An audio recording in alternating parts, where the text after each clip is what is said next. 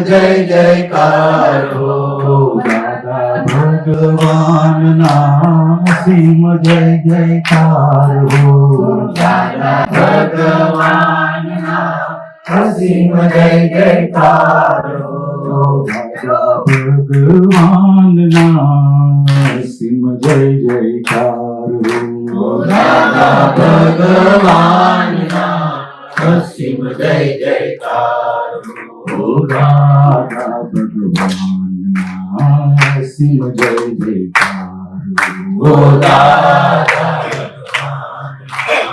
અસીમ જય જયકાર દાદા ભગવાન ના અસીમ જય જયકાર હો દાદા ભગવાન ના અસીમ જય જયકાર હો દાદા ભગવાન ના અસીમ જય જયકાર હો દાદા ભગવાન ના અસીમ જય જયકાર હો દાદા ભગવાન ના અસીમ જય જયકાર હો દાદા ભગવાન ના અસીમ જય જયકાર હો દાદા ભગવાન ના અસીમ જય જયકાર હો દાદા ભગવાન ના અસીમ જય જયકાર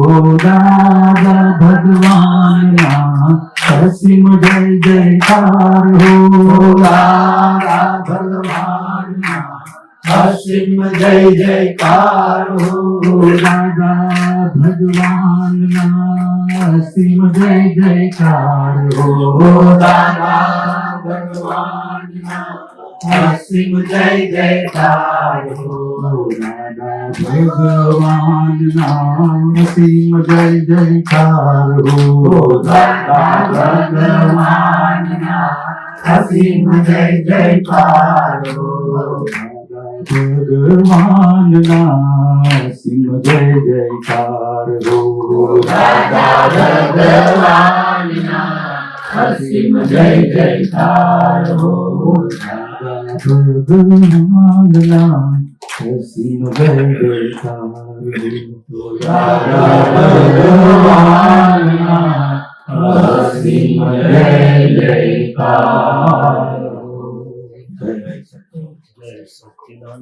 જય સચ્ચિદાનંદ હે દાદા ભગવાન વિતરાગ પરમાત્મા આપ અહીં અમારી સૌની સાથે બિરાજમાન રહેજો આપનું અખંડ નિધિ ધ્યાસન આપની પરમાત્મા સ્વરૂપ હાજરી અમને નિરંતર વર્તો હે દાદા ભગવાન અમને સૌને આપના અંતર આશય મુજબ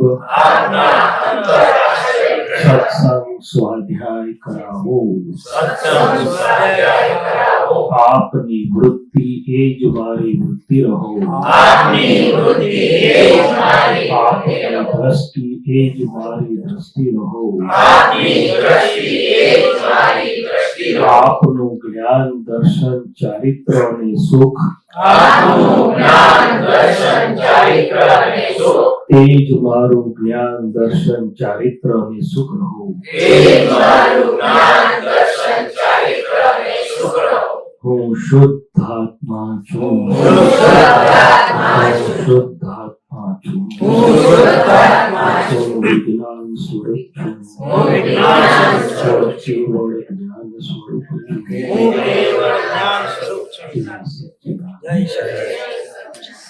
આપણે આપણી સત્સંગ યાત્રા તો ચાલી જ રહી છે આપણી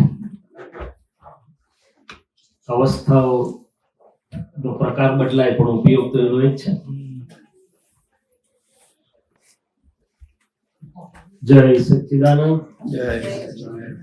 તો મહાત્માઓ ચાલો આગળ સ્વાધ્યાય યાત્રા આપણી આગળ વધારીએ આપણી આગળ વાત કરી બરોબર સેવામાં જે લોકો હતા એમનીથી વાત શરૂ કરી, કારણ કે એ લોકો થોડુંક અડધા સેશનમાં નતા ને, તો ત્યાંથી વાત ચાલે ગઈ. બકુબેન તૃપ્તિબેન શું કહે છે? ચાલો.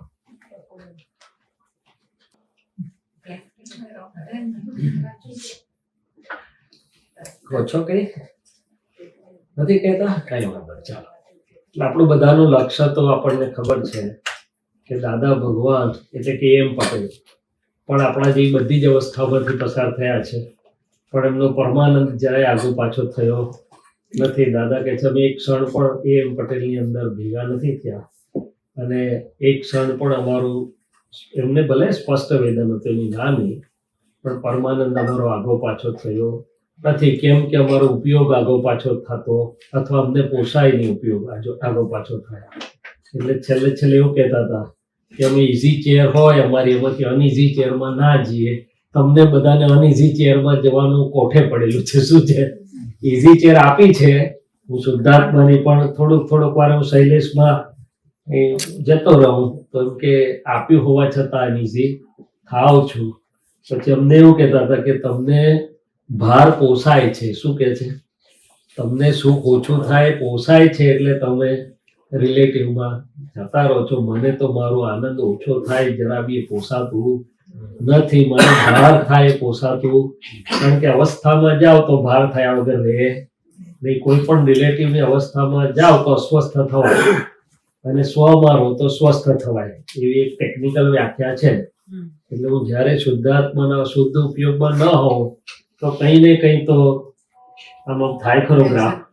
ભલે હું શુદ્ધાત્મા છું, મને પ્રતીતિએ કરીને ખબર છે, લક્ષ્ય કરીને બી ખબર છે, હું ટંકોત્કીર્ણ છું એવું તમે ગોખી નાખેલું છે, પણ અવસ્થામાં મને ટંકોત્કીર્ણપણાનો અનુભવ થાય કે ના, આ શૈલેષભાઈની ચાલતી ધારામાં હું તો ભળી શકું એવો જ નથી. આમ ભળવું હોય તોય નથી ભળી શકવાનું.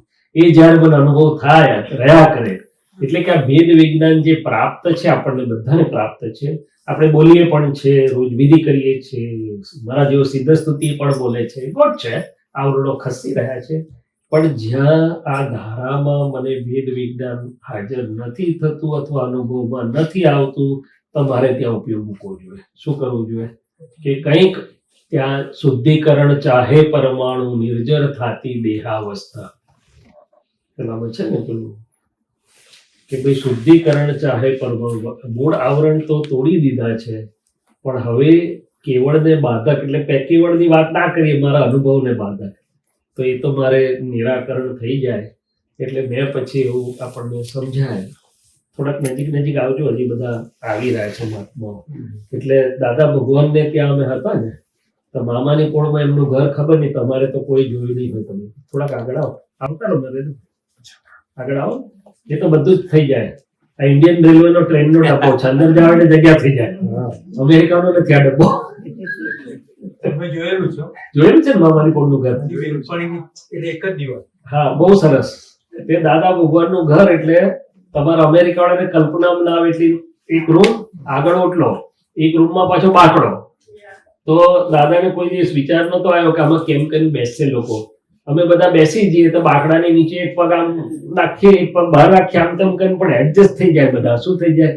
પણ કોઈને કશું પરિણામ આગુ પાછું ના આવે. કેમ? તો કે દાદા એટલે પરમાત્મા, એટલે યોગ જ આખો પરમાત્મા યોગ. શું છે? એટલે દાદા ભગવાન આપણને એ કહે છે કે પરમાત્મા યોગ આપ્યો છે, અને પરમાત્મા યોગમાં તમે રહો. આ રિલેટિવ અવસ્થાઓ તો કશી તમને કોઈ અડે નડી ને નડી નહીં એવી છે. ફાઇલનો સંભાવથી નિકાલ થયા કરે, પણ આપણને અડે નડે નહીં એમ. એટલે પછી મેં જોયું કે ભાઈ મને આખા દિવસમાં કઈ અડે નડે છે એમ. એટલે કે મારા પરમાનંદને કોઈ રોકે છે કે નથી રોકતું? હવે રોકનારો તો બહાર નથી, પણ મારું ચૂકાય છે ત્યાં એમ. એ તો હું જાઉં લક્ષ્મણ રેખા ઓળંગીને બહાર, તો પેલું સોનાનું હરણ મને ખેંચે. હું લક્ષ્મણ રેખા ના ઓળંગું તો વાંધો આવે નહીં, પણ મારે જોવું તો પડે. એટલે મેં જોયું કે ભાઈ આખા દિવસમાં હું શુદ્ધાત્મા, મારો શુદ્ધ ઉપયોગ અવસ્થામાં ક્યાં ક્યાં જાય છે, ક્યાં ક્યાં વપરાય છે, શું થાય છે, અને વપરાય છે તો કેમ એવું થાય છે, મારી પ્રકૃતિના કયા ખૂણા એવા છે કે જ્યાં મને હું શુદ્ધાત્મા છું નો આનંદ રહેવા દેતું નથી. તે શોધી આપ જોઈએ, નજર કરીએ, દાદાને પ્રાર્થના કરીએ કે હે દાદા ભગવાન, મને મારા શુદ્ધાત્મા સ્વભાવનો અનુભવમાં જે બાધકતા જે કંઈ લાગે છે તો મને જોવાની શક્તિ આપો. તો એ નીકળી જશે.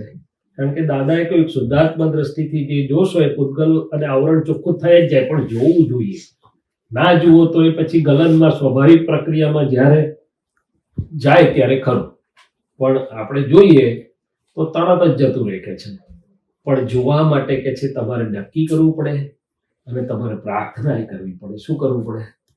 તો મને એવું લાગે છે કે આપણે નક્કી કરીને પ્રાર્થના કરીએ તો બાકીનું બધું જ દાદા કરી લેવા છે. કોઈ મહેનત કરવી પડે એવું, પણ આપણે નક્કી કરીને મૂકીએ તો ને. તમારી પાસે લાઈટ તો બહુ સરસ છે, પણ લાઈટ વાપરો, કઈ ફોકસ તો શીખવું તો પડે ને. એટલે આ ઉપયોગ પ્રયોગો કહેવાય છે. શું કહેવાય છે?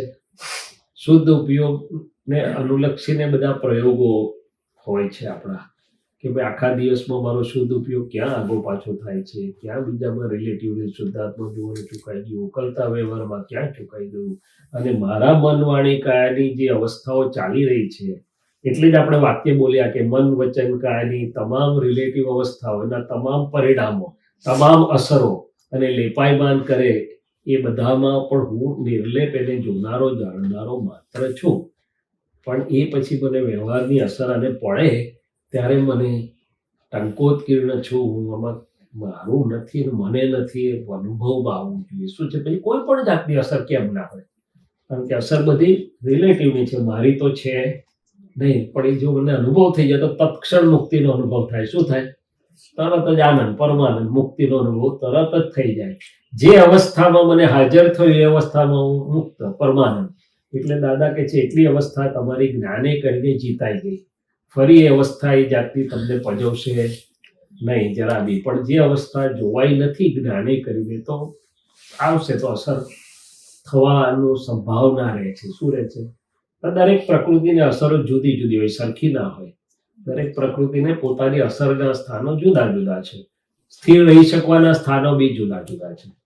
કોઈને નુકસાન થઈ જાય તો કશો વાંધો ના હોય, કોઈને નુકસાન થઈ જાય તો તકલીફ થાય.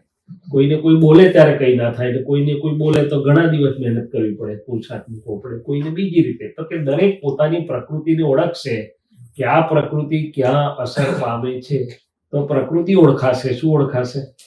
એટલે દાદા ભગવાન એવું કહેતા હતા, પ્રકૃતિનો ફોટો પાડી લાવો. શું પાડી લાવો? પ્રકૃતિ તો બહુ આખી વસ્તુ છે. ભાગલપુરી શાલ જોઈ લે કે તમે, એમાં કેટલા બધા દોરા આવે, કેટલી બધી ડિઝાઇન આવે. આ પ્રકૃતિની અંદર પણ એવું બધું છે કે એની બિલીફો છે, એની માન્યતાઓ છે, એનું કઈ ડિઝાઇન છે. એ ડિઝાઇનમાંથી જે મળતું આવે તેના માટે બહુ વાલ આવે. ડિઝાઇનમાં મળતું ના આવે તે મારું હિત કરતું હોય તો વાલ ના આવે. હવે વાત સંભાવની કરીએ છીએ. આ ક્યાં ગયા વાસુદેવ ભાઈ સાહેબ? પાછળ બેઠા છે. આ તો વાત સંભાવ મારે રાખવો છે, સંભાવ. પણ પ્રકૃતિને ઓળખવું નહીં. એટલે એક ચશ્મા પ્રકૃતિના ચશ્મા છે. શું છે? દ્રવ્ય કર્મના ચશ્મા કહેવાય છે. એક મારા શુદ્ધ દ્રષ્ટિના ચશ્મા છે. પ્રકૃતિના ચશ્મા મને એનામાંથી પહેલું તો એનામાંથી દેખાય છે. શું દેખાય છે? જે ડિઝાઇન લાવ્યો છે એ પ્રમાણે દેખાય છે, અને એ પ્રમાણે પરિણામ ઊંચા નીચા કરાવનાર.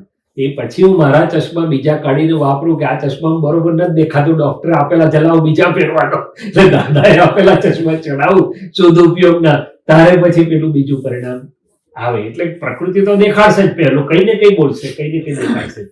એને દ્રવ્ય કર્મના ચશ્મા બી કીધા. ટેકનિકલ ભાષામાં, સાદી ભાષામાં પ્રકૃતિની જૂની લાયેલી દ્રષ્ટિના ચશ્મા.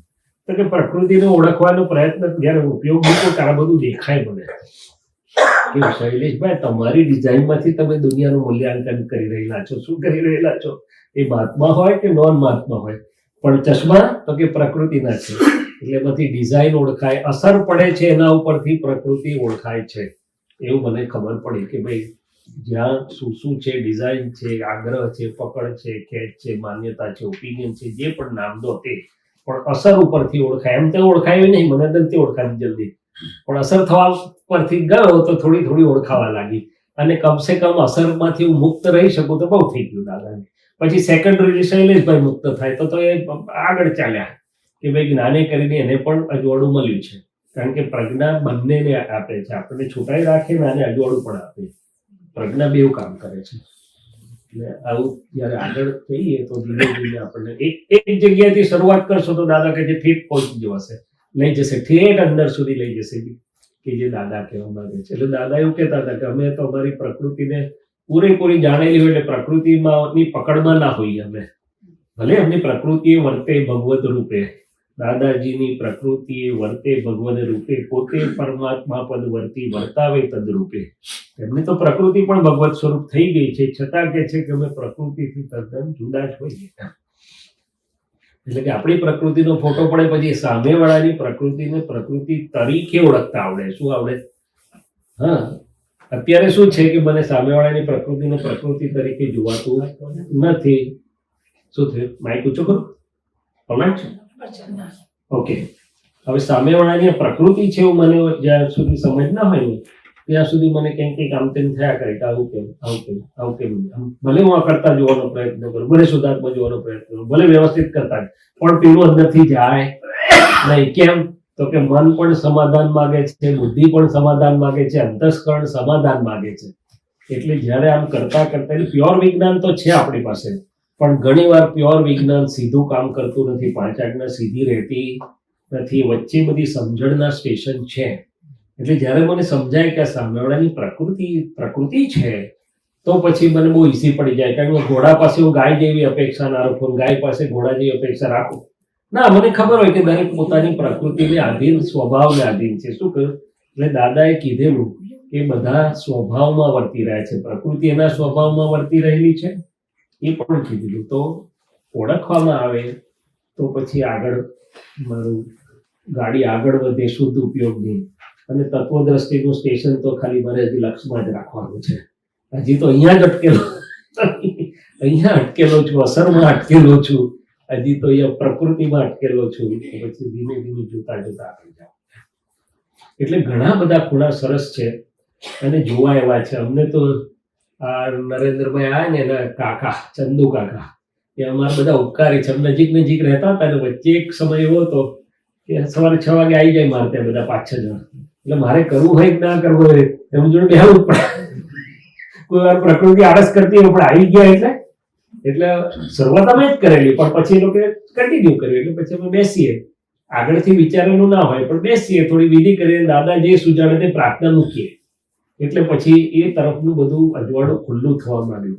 જે વાંચવામાં નહોતું આવ્યું, સાંભળવામાં નહોતું આવ્યું, કદાચ આપતાવાળીમાં થોડુંક વાંચ્યું હોય પણ બીજું ખબર નથી, પણ એ દર્શન ઉપયોગ જેને કહે છે, દાદાજી દર્શન ખુલ્લું થવા માંડે તો પછી આખો જ્ઞાનનો અનુભવમાં આગળ વધાય છે. એને સામાયિક નામ આપો, જે નામ આપો તે. એટલે કરવા માંડ્યા ને તો 25-30 ટોપિક તો એમને થઈ ગયેલા કે ભાઈ સામે રિલેટિવ શુદ્ધાત્મા જોવાનું ચૂકી જાય છે, એનું કરવા ફાઇલ એકના જ્ઞાતા દ્રષ્ટા આખો દિવસમાં જ્યાં નથી રહેવાતું રહેવાય છે તે જોવાની શક્તિ આપો.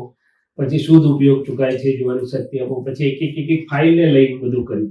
તો ફાઇલને લઈને તો સારું એમ ચાલે ને, બધું થોડો વ્યવહાર પૂરો થઈ જાય, પછી નોંધ આવે, પછી એ જતું રહે, પછી અભિપ્રાય આવે, પછી એ જતું રહે, પછી ડિઝાઇનો આવે એકબીજાની, પછી એ જતું રહે, પછી આગળ ચાલે. ટૂંકમાં વિતરાગ વ્યવહાર સુધી પહોંચતા સુધીમાં સ્ટેશનો છે વચ્ચે. આપણે બધા તો વિતરાગ થઈ ગયા ને, વિતરાગ વ્યવહાર થઈ ગયો ને આપણે બધા, પ્રકૃતિ ના થઈ ગયો મળી ગયા. કેટલા બધા વર્ષો થઈ ગયા આપણને બધા. તો કે કઈ વાત નજર દ્રષ્ટિમાં છે પણ પ્રકૃતિમાં હજી આપણે ઉપયોગ મૂકીશું તેમ તેમ.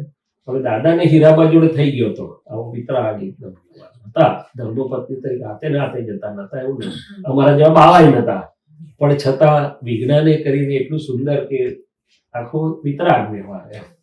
એટલે પછી આગળ જઈએ ને ત્યારે સમજાય કે આ ફાઇલ અત્યારે અવસ્થાથી દેખાય છે કે અમારા પત્ની છે, આ છે, મારા ઘરવાળા. પછી શુદ્ધાત્મા તરીકે પ્રાઇમરીલી દેખાશે એમ આગળ વધતા હોતા કે શુદ્ધાત્મા ઓટોમેટિક અનુભવમાં આવશે.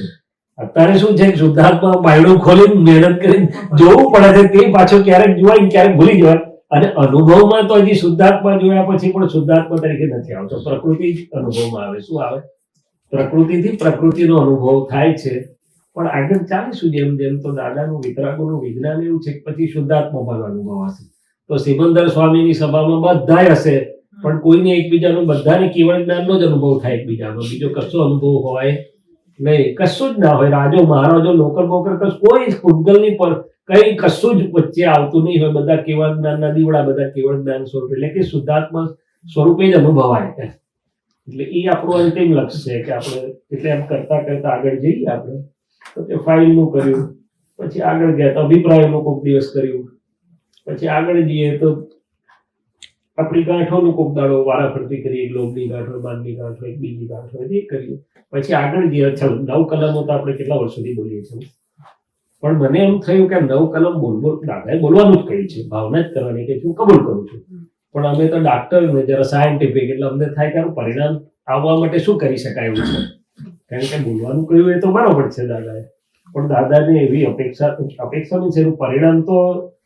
એટલે પછી મેં મૂક્યું કે હે દાદા ભગવાન, મને આ કલમ ક્યાં ક્યાં તૂટી જાય છે જોવાની શક્તિ આપો. એટલે હમ ક્યાં દુભાય છે, કોઈનો દુભાવાય છે કે દુભાવવા પ્રત્યે અનુમોદાય છે. તો 3 દિવસ તો ચાલ્યું હતું પહેલા, પછી તો થાકીને મેં કહું બીજું કરવા દે, પછી પાછો આવીશ બેઠું.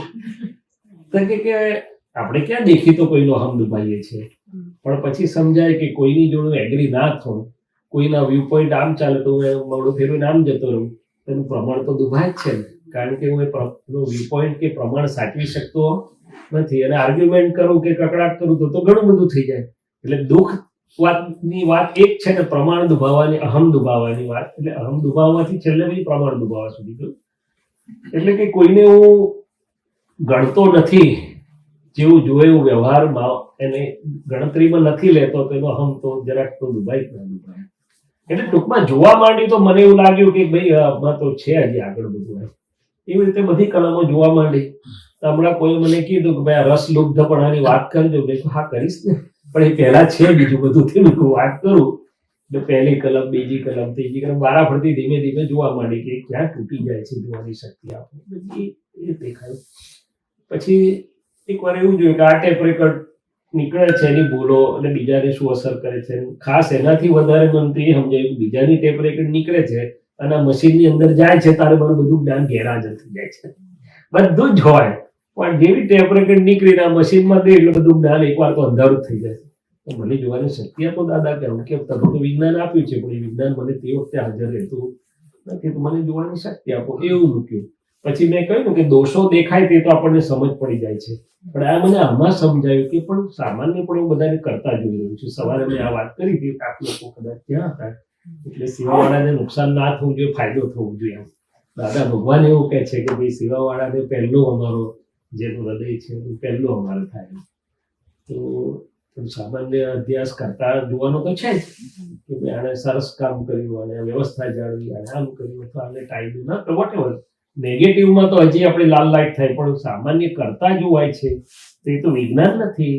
વિજ્ઞાન તો એમ કહે છે કે વ્યવસ્થિત કરતા છે, એ તમારે કરેક્શન કહેવાનું. એવું જોયું. પછી એમ કરતા કરતા આગળ ચાલે. ડિસ્ચાર્જ અહંકાર ને જોયો એક દાડો. એને જોવા દો યાર, દાદા તો બહુ કે કરે છે ડિસ્ચાર્જ અહંકાર ને. મનને ઓળખો કે છે, મનની ગાંઠોને ઓળખો. અચ્છા, ચિત્ત જોવાની તો બહુ જ સારું પડે, કારણ કે આખો દિવસમાં ક્યાં વપરાઈ રહ્યું છે. દાદા અમને લોકો બહુ વખત કે કરતા આટલું બધું આપ્યું છે, મોઢા પર તો કઈ કમાણી દેખાતી નહીં તમારી. મોઢા પર કમાણી ક્યારે દેખાય? ચિત્ત વેરાઈ ના જાય તો આવે, મેં તો વેરાઈ જાય ચિત્ત, તો પછી પાછું ઘણું એ ભેગું થાય, શુદ્ધ ઉપયોગ ભેગો થાય તારે મોઢા પર આવે. એટલે દાદાએ કીધેલું કે ઐશ્વર્ય, તો કે જેનું ચિત્ત આગુ પાછું થતું નથી એને ઐશ્વર્ય પ્રગટ થાય છે. અને એમનું એક ચિત્ત થઈ ગયું એમ, એટલે કોઈ પણ અવસ્થામાં એમનું ચિત્ત આગુ પાછું ના થાય. આપણે એક ચિત્ત નથી થયું, થોડોકમાં છે એનોય વાંધો નહીં, પણ કે છે કે અવકાશના સમયમાં તો પાણી નકામું ના જાય એટલું ધ્યાન રાખો, પારકા ખેતરમાં ના જતું રહે, એવું દાદા બોલતા હતા. એટલે પંપ આપણો, ડીઝલ આપણું, અને પાણી એમ કે બીજાના ખેતરમાં જતા રહે ચાલ. આવું દાદા તો પેલો કેવું તડપડી જતા. આપણે વિચાર કે પાણી પારકા ખેતરમાં જતું, એટલે કે શુદ્ધમાં ઉપયોગ નથી અને બીજો ઉપયોગ છે. એટલે પછી જોયું કે આખો દિવસમાં મારું ચિત્ત ક્યાં ક્યાં કેવી રીતે વપરાઈ રહ્યું છે. હવે ફાઇલ આવશ્યક હોય એનો ના પાડી નથી, કારણ કે ફાઇલનો સંભાવથી નિકાલની આજ્ઞા છે, પણ વચ્ચેનો ભાગ 2 પેશન્ટ પૂરા થઈ ગયા પછી વચ્ચેનો ભાગ આલાદોલા કરવાના. હું નવરો પડ્યો ત્યારે શું કરવાનું? સિરિયલો જોવાની, બીજું ત્રીજું ટાઈમ પાસ બિઝનેસ છે કે શુદ્ધ ઉપયોગની ગોઠવણી છે. એટલે દાદા કે અમે તો એક ક્ષણ પણ ઉપયોગ વગર ના રહીએ નહીં. આ લાઈટો જતી રહેતી ને ઇન્ડિયામાં, તો મહાત્માઓ વાતો ના કરવા લાગે એટલે દાદા પહેલું પોતે નમો હરિયંતાણું કરી શરૂ કરી નાખે. એટલે મહાત્માઓ આડે પાકે ગાડી જવા જ ના દે. ગાડી જાય તો ઉપાડી દે, કારણ કે પ્રકૃતિનો સ્વભાવ એવો છે, જેવો સ્કોપ મળ્યો નથી ત્યાં આગળ પાછું થવા માંડશે. શું કરવા માંડશે? કે એની પર ધ્યાન રાખજો. એટલે જાત્રાએ જઈએ, ગમે ત્યાં જઈએ, તો ગમે તેમ કરીને ઉપયોગ રહે. છેવટે પદની અંતાક્ષરી શરૂ કરી, આમ કરીએ તેમ કરીએ, પણ આ મન બુદ્ધિ ચિત્ત અહંકાર એવા છે કે જો ઢીલું છોડ્યું તો ગમે ત્યાં પારકા ખેતરમાં ચરવા જતા રહે, એટલે ઉપયોગ લઈ જાય એમ કહેવા માંગે છે. એટલે કે છે કે જેનો ઉપયોગ ખસતો નથી, જે શુદ્ધ છે તે સિદ્ધ છે એવું કહેવા માંગે છે. સમણ સૂત્રમાં એક સૂત્ર છે, જે શુદ્ધ છે, જેને શુદ્ધ ઉપયોગ વર્તે છે તે સિદ્ધ એટલે કારણ સિદ્ધ છે. તો આપણને આ શુદ્ધ ઉપયોગ આપ્યો તો પછી મારે ચારિત્ર મોહનીય પ્રકૃતિની, પ્રકૃતિનો ચારિત્ર મોહ, દર્શનમાં ઉડી ગયા પછી ચારિત્ર મોહ રહ્યો છે. ચારિત્ર મોહના ફાઇલ એકનું ચિત્ત, તો એ ક્યાં ક્યાં કયા પ્રકારે છે એ મારે જોવું રહ્યું. ભલે ગલન છે, ભલે ડિસ્ચાર્જ છે, પણ હું જોઉં તો ઓગળે ને, તો ક્ષીણ મોહ તરફ જલ્દી જવાય. જેટલું ચિત્ત ઓછું પરમાં જશે એટલો મારો સ્વમાં આનંદ વધારે રહેશે ને સ્વમાં રહેવાશે. હવે આપણે શુદ્ધાત્મા રહેવું છે, શુદ્ધાત્મા જ જોવા છે. કેમ નથી રહેવાતું? તો કે જે અવસ્થામાં મારું ચિત્ત જતું રહે છે બીજે, એ પછી શુદ્ધ જોવા ના દે ને, અથવા શુદ્ધમાં રહેવા ના દે. એટલે પાછું ખેંચીને લાવ, કેટલું કરું તારું માટે કાઢ પડે. એટલે આ કેમ કરીએ છીએ આપણે આ વિધિ સત્સંગમાં? તો કે આનંદ અંદર શુદ્ધમાં આવી જાય, સ્થિર થઈ જાય, તો પછી ખખડું બેહે તો ઉપયોગમાં રહેવા દે. શુદ્ધ ઉપયોગ છે તો સત્સંગ છે, શુદ્ધ ઉપયોગ નથી તો સત્સંગ નથી. એવું નથી કે તો પણ ક્વેશ્ચન છે કે ભાઈ સત્સંગનો મૂળ હેતુ તો કે સત એટલે શુદ્ધ ઉપયોગ એમ. એટલે જયારે જોવા માંડ્યું કે આ ચારિત્ર મોહનીય ક્યાં ક્યાં કેવા કેવા પ્રકારે છે તો દેખાય આપણને, અને ઘણું ખરીને ઓગળી જાય તો પછી જેટલું થોડું ઘણું હોય. એટલે દાદા કે અમારું બધું જ ઓગળી ગયેલું, ખાલી આ દેખાય બહાર આ વીટી નામ પૂરતી, એટલે 2-3 ડિગ્રી એટલી ખૂટેલી અમને. બાકી આખા અમેરિકામાં ફર્યા કશે અમારું ચીજ ચોંટ્યું નહીં. એટલે અમે સમજી ગયા કે અમે મુક્ત થયા છીએ. મહાત્મા તો બધું બહુ દેખાડ્યું, બહુ આપ્યું, ગિફ્ટો આપી, બધું કર્યું, પણ દાદા કે છે અમારું ચિત્ત ક્યાંય ગયું નહીં. દાદા કે હું કયા ભાર લઈને ફોન કે છે, કારણ કે ચિત્ત સ્વીકારે તો ભાર થયો, અવસ્થાને સ્વીકારી ચોંટ્યું તો ભાર થયા વગર રહેતો નથી. પણ એ એમને અનુભવમાં ના આવે. એ ક્યારે અનુભવમાં આવે? એ છે ને પછી હું પાછો લાવું મારામાં કે મોહની અનેક પ્રકારની હતી, અનંત સુખનું ધામ છું. તારે ખબર પડે પેલામાં હતું કે આમાં છે, પેલામાં ભાર છે તો આમાં હળવાશ છે, પેલામાં આ છે તો આમાં આનંદ છે. એટલે કમ્પેર એન્ડ કોન્ટ્રાસ્ટ નો અનુભવ છે. આ શું છે કે રિલેટિવમાં આમ છે તો રિયલમાં આમ છે, રિલેટિવમાં આમ છે તો રિયલમાં આમ છે. એટલે ચારિત્ર મોહનીય ચિત્ત ક્યાં વપરાય છે, પછી ડિસ્ચાર્જ અહંકાર, કેટલું બધું છે આપણી પાસે, ઘણું બધું છે, સરસ છે. અને ઉતાવળ નથી, ભારે નથી, પણ ધીમે ધીમે ચાલીએ તો આનંદ બહુ થાય એવો છે. તો પ્રેક્ટિકલ જે જ્ઞાન છે ને એ અનુભવ સ્વરૂપે વધતું જાય, અનુભવ આપતું જાય એવું લાગે છે. એટલે આ બધા કરતા કરતા કરતા કરતા જવાનું આપણે સ્ટેશનો ધીમે ધીમે ધીમે ધીમે. રાઈટ? હવે ચાલો બીજી કઈ વાત કરો. એટલે હા, એટલે ફરવી જોઈએ એટલે શું કે હું શુદ્ધાત્મા તો કરી દીધું દાદાએ, અને શુદ્ધના સાધનો આપી દીધા આપણને બધા જ, કે સિદ્ધ સ્તુતિ છે, પદો છે, આરતી છે, નિવેદન બધું આપ્યું કે જેમાં આપણને શુદ્ધનો આનંદ રહ્યા કરે. હવે જે ડિસ્ચાર્જ પ્રકૃતિનો એકનો રહ્યો છે, હવે મહાત્માઓ કહેશે ડિસ્ચાર્જ છે એનું કઈ થાય? મેં કોઈ એનું થાય કે ના થાય, પણ આપણું લાઈટ વધારે કે ના વધારે?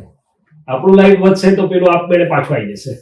એટલે અમારા ઇન્ડિયામાં એકવાર બહેનો અમને કહેતા હતા કે જ્ઞાન બધું ગમે પણ ગરબામાં જઈએ એટલે હાજર રહેતું નથી. અને ગરબામાં જઈએ એટલા વખત પ્રકૃતિ, પછી ગરબામાં તમે કોઈ કશો વાંધો નહીં, દાદાએ કોઈ વસ્તુની ના પાડી નથી. ખાલી એટલું કરજો, જતા પહેલા 5 વાર આ વાક્ય બોલજો કે મોહની અનેક પ્રકારની હતી, અનંત સુખનું ધામ છું. ફાઇલ એક ને મોહનીય જે હોય તે હું એનાથી મુક્ત, એવું શુદ્ધાત્મા છું. તો કે હવે સરસ રહે છે, હવે ગરબા કરનારો દેખાય છે ને હું શુદ્ધાત્મા છું તે પણ રહે છે. આટલું થઈ શકે. એટલે ચારિત્ર મોહનીય જેટલું આપણો આનંદ શુદ્ધનો વધશે એટલું એનું જોર ઘટી જશે, મોડું પડી જશે. કારણ કે કેવી વાત છે તો કે બાળકના હાથમાં ચોકલેટો એમ ના આપે, પણ કિટકેટ ધરીએ, ચોકલેટ છોડી કિટકેટ લઈ લે. એટલે કિટકેટ તો આપણને શુદ્ધનું સુખ તો આપેલું છે, બાકીની જે ચારિત્ર મોહનીય છે એને આપણે સામે સુખ વધારી દઈશું તો તરત મોડી પડી. એટલે જ ખેંચ પરેશાન, આપણે એટલા પરેશાન નહીં કરે કે આપણે ખેંચાવવું પડે એમ. પછી થોડુંક આપણા હાથમાં રહે એમ કે ભાઈ તને જવા દેવું જવા દઈશ, નહીં તને નહીં જવા દેવું. Means we can see that. એ ચારિત્ર મોહનીયમ એટલે જેટલા મને તો એમ સમજાયું એકવાર કે દાદાજી જેટલા વાક્ય બોલ્યા છે, આપતવાણીમાં હોય કે ટેપમાં હોય, તે વાક્ય એમણે અનુભવ્યા છે બધામાંથી, પછી બોલ્યા છે. તો હું મારી આ ફાઇલ નંબર 1 ની લેબોરેટરીમાં મૂકું ને કે ભાઈ મને કેવું રહે છે તો શું કરું તો રહે, એટલું તો મને પાક્કી ખબર છે કે અનંત સુખના ધામ છે, કાચા નહીં, બધું બધા ગણીને પોતાના અનંત સુખમાં બેઠા છે. શું છે એટલે એ સ્ટેશન પર મને નુકસાન નથી.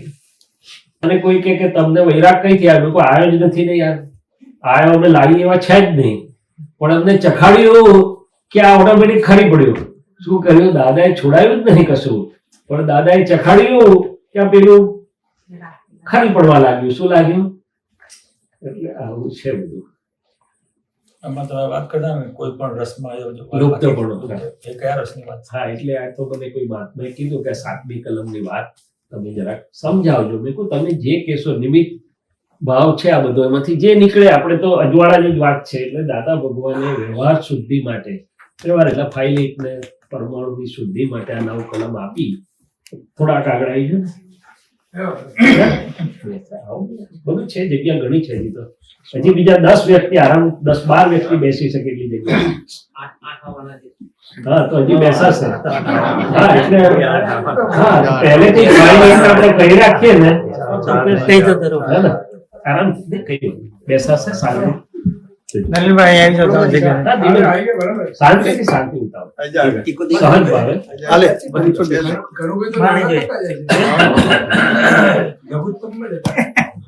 તો આ વ્યવહાર શુદ્ધિ માટે જે દાદાએ 9 કલમ આપી, અને વ્યવહાર શુદ્ધિ કેમ જોઈએ તો કે એ પૂતગલ મારો ઉપયોગ ખેંચી ના જાય.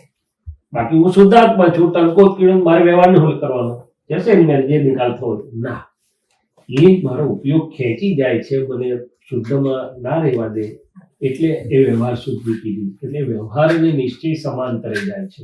એકવાર દાદાએ એવું કહ્યું એક સૂત્ર કે જેના મન વાણી કાયા સંયમિત છે એનો શુદ્ધાત્મા શુદ્ધાત્મામાં છે. જો બે વાત કરે છે દાદા, બહુ પાકા છે. આ બાજુ એમ બી કહે છે કે તું શુદ્ધાત્મા છે, તને કચોડે નહીં. બીજી બાજુ એમ બી કહે છે કે જેના મન વાણી કાયા સંયમિત છે તેનો શુદ્ધાત્મા શુદ્ધાત્મામાં છે. દાદા બહુ પાકા, વિતરાગો કોઈ જગ્યાએ તમને, અને છતાં એક્ઝેક્ટ પ્રયોગ છે, એવું નથી, ખોટું બી નથી કહેતા. એટલે ટૂંકમાં વ્યવહાર શુદ્ધિ. તો આ જે એક કલમ આપી કે હે દાદા ભગવાન મને કોઈ પણ રસમાં લુબ્ધપણું ન કરાય અને સમરસી ખોરાક લેવાય એવી શક્તિ આપો. હવે રસ તો આપણને ખબર છે, ખાટો, ખારો, તીખો, તુરો, મીઠો, કડવો જે છે, પણ આ પ્રકૃતિના પરમાણુઓ જે છે, હવે આપણે બધાય વિધિ તો કરીએ છીએ કે દાદા ભગવાન જમો, 4 પ્રકારના દેવો જમો, ત્રિમંત્ર બોલીએ, દાદા ભગવાન આપ જમો, 4 પ્રકારના દેવો જમો, હરિયાર કે નિરાહારી શુદ્ધાત્મા જાણું છું. પણ પછી બાકીનો સમય આહાર લઈએ ત્યારે કેટલીક જાગૃતિ હોય છે આપણને, પછી ધડફડ કરી પછી તો ઉભા થયા ભગવાન, પછી મારા જોઈને પૂછે શું ખાધું તો યાદ કરવું પડે. એટલે હમણાં ગોઠવણી કરીને તો કે ગોઠવણી મિકેનિકલ જેવું થઈ જાય. શું થઈ જાય? ચાલો કઈ વાંધો નહીં.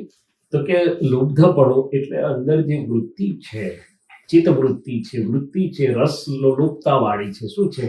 અને આ પ્રકૃતિને તપાસ કરવામાં આવે તો કોઈને મીઠું ફાવે તો એમાં લુબ્ધ હોય, કોઈને ખાટું ફાવે તો એમાં લુબ્ધ હોય, કોઈ તીખું ગમે તો એમાં લુબ્ધ હોય, પણ કડવું તો ભાગ્યે જ કોઈ લુપ્ત થતું હશે. કડવામાં કેટલા લુપ્ત થાય છે? તમે 1 ગુડ, 2 3 ગુડ, 4 5 6. ના, કડવું તમને હિતકારી છે ને લો છો એનો વાંધો નહીં, દેટ ઇઝ ગુડ, તમારો ઉપયોગ છે. પણ લુપ્તપણું એટલે શું? ઇટ ડ્રેગ્સ અસ. લુપ્તપણાનો મતલબ શું? ઇટ ઇઝ ડ્રેગિંગ અસ. આપણે જાણીએ બી ખરા કે મીઠાઈ બહુ ના ખાઈ જઈશ તોય ખાઈ જાય. તો કે લુપ્તપણું એટલે ડ્રેગિંગ અસ, આપણે કોટ ઇનટુ ઇટ એમ કે છે ને. લુપ્તપણું એ મોટો શબ્દ છે. લુપ્ત થવું એટલે કે બીજું હિતાહિતનું ભાન એને આપે તો એકવાર તો ખેંચે કે ભાઈ ખાઈ લેવા દે ને, જીવ્યા કરતા ખાધું ભલું ખેંચે. કરો કે કરો છો. અને ઘણા તો કે ખાવા સારું તો યાર આટલું બધી માથાકૂટ કરીએ છીએ, કમાઈ તમે કરો આની પર પત્તા મારો છો. પણ એટલે લુપ્તપણું એટલે ખાલી શારીરિક નુકસાન ફાયદા માટે કે પછી આવું છે એની પર આવું છે. એટલે શારીરિક તો એક પાર્ટ છે, શારીરિક એકલું હોતું જ નથી, એની પાછળ ચિત્ત ખેંચાય છે ને, રસલુબ્ધતા કહેવાય છે. શું છે?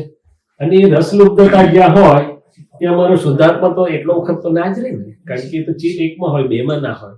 એટલે ઉપયોગ તો ચૂકી જ જાઉં છું. બીજું શું થાય છે? એક સૂક્ષ્મ વિજ્ઞાન છે. શું જોવે છે ચેર પેલી ચેર આપો. ચેર આપો. ચેર આપો. જય શ્રી કૃષ્ણ. બીજું એક સૂક્ષ્મ વિજ્ઞાન એવું છે કે આ જે મનની ગ્રંથિઓ છે ને એ મનની ગ્રંથિઓ અને રસલુબ્ધતાને સંબંધ છે. જ્યાં સુધી રસ એટલે ખોરાકમાં ખેંચાતો હોય ત્યાં સુધી મન નિર્ગ્રંથ થાય એવું બને નહીં. ખાસ કરીને વિષયના પરમાણુ જતા રહે એવું થાય નહીં. એટલે એ બધાને કનેક્ટિવિટી છે. શું છે?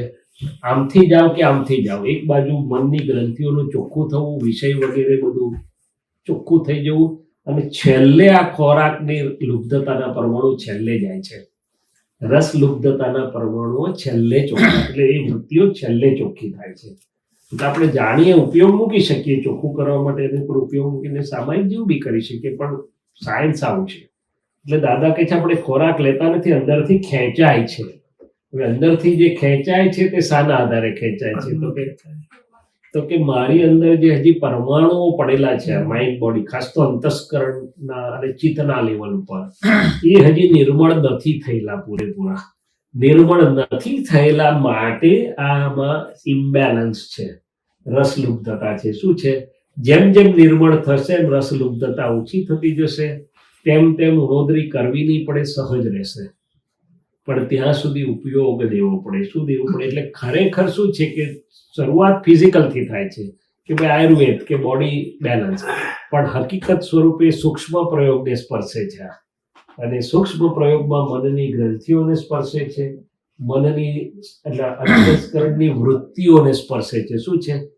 તમે જોજો કે ખાવામાં જેને આમ તેમ લુપ્તપણું વધારે છે એને ક્યાંક ને ક્યાંક વૃત્તિઓ સ્લીપ થયા વગર રહેતી નહીં હોય. એટલે આ બધું જ કનેક્ટેડ છે. શું છે? એમનેમ છે નહીં, પણ જેમ આગળ વધીશું એમ એ પ્રયોગ વધારે ખુલ્લો થશે.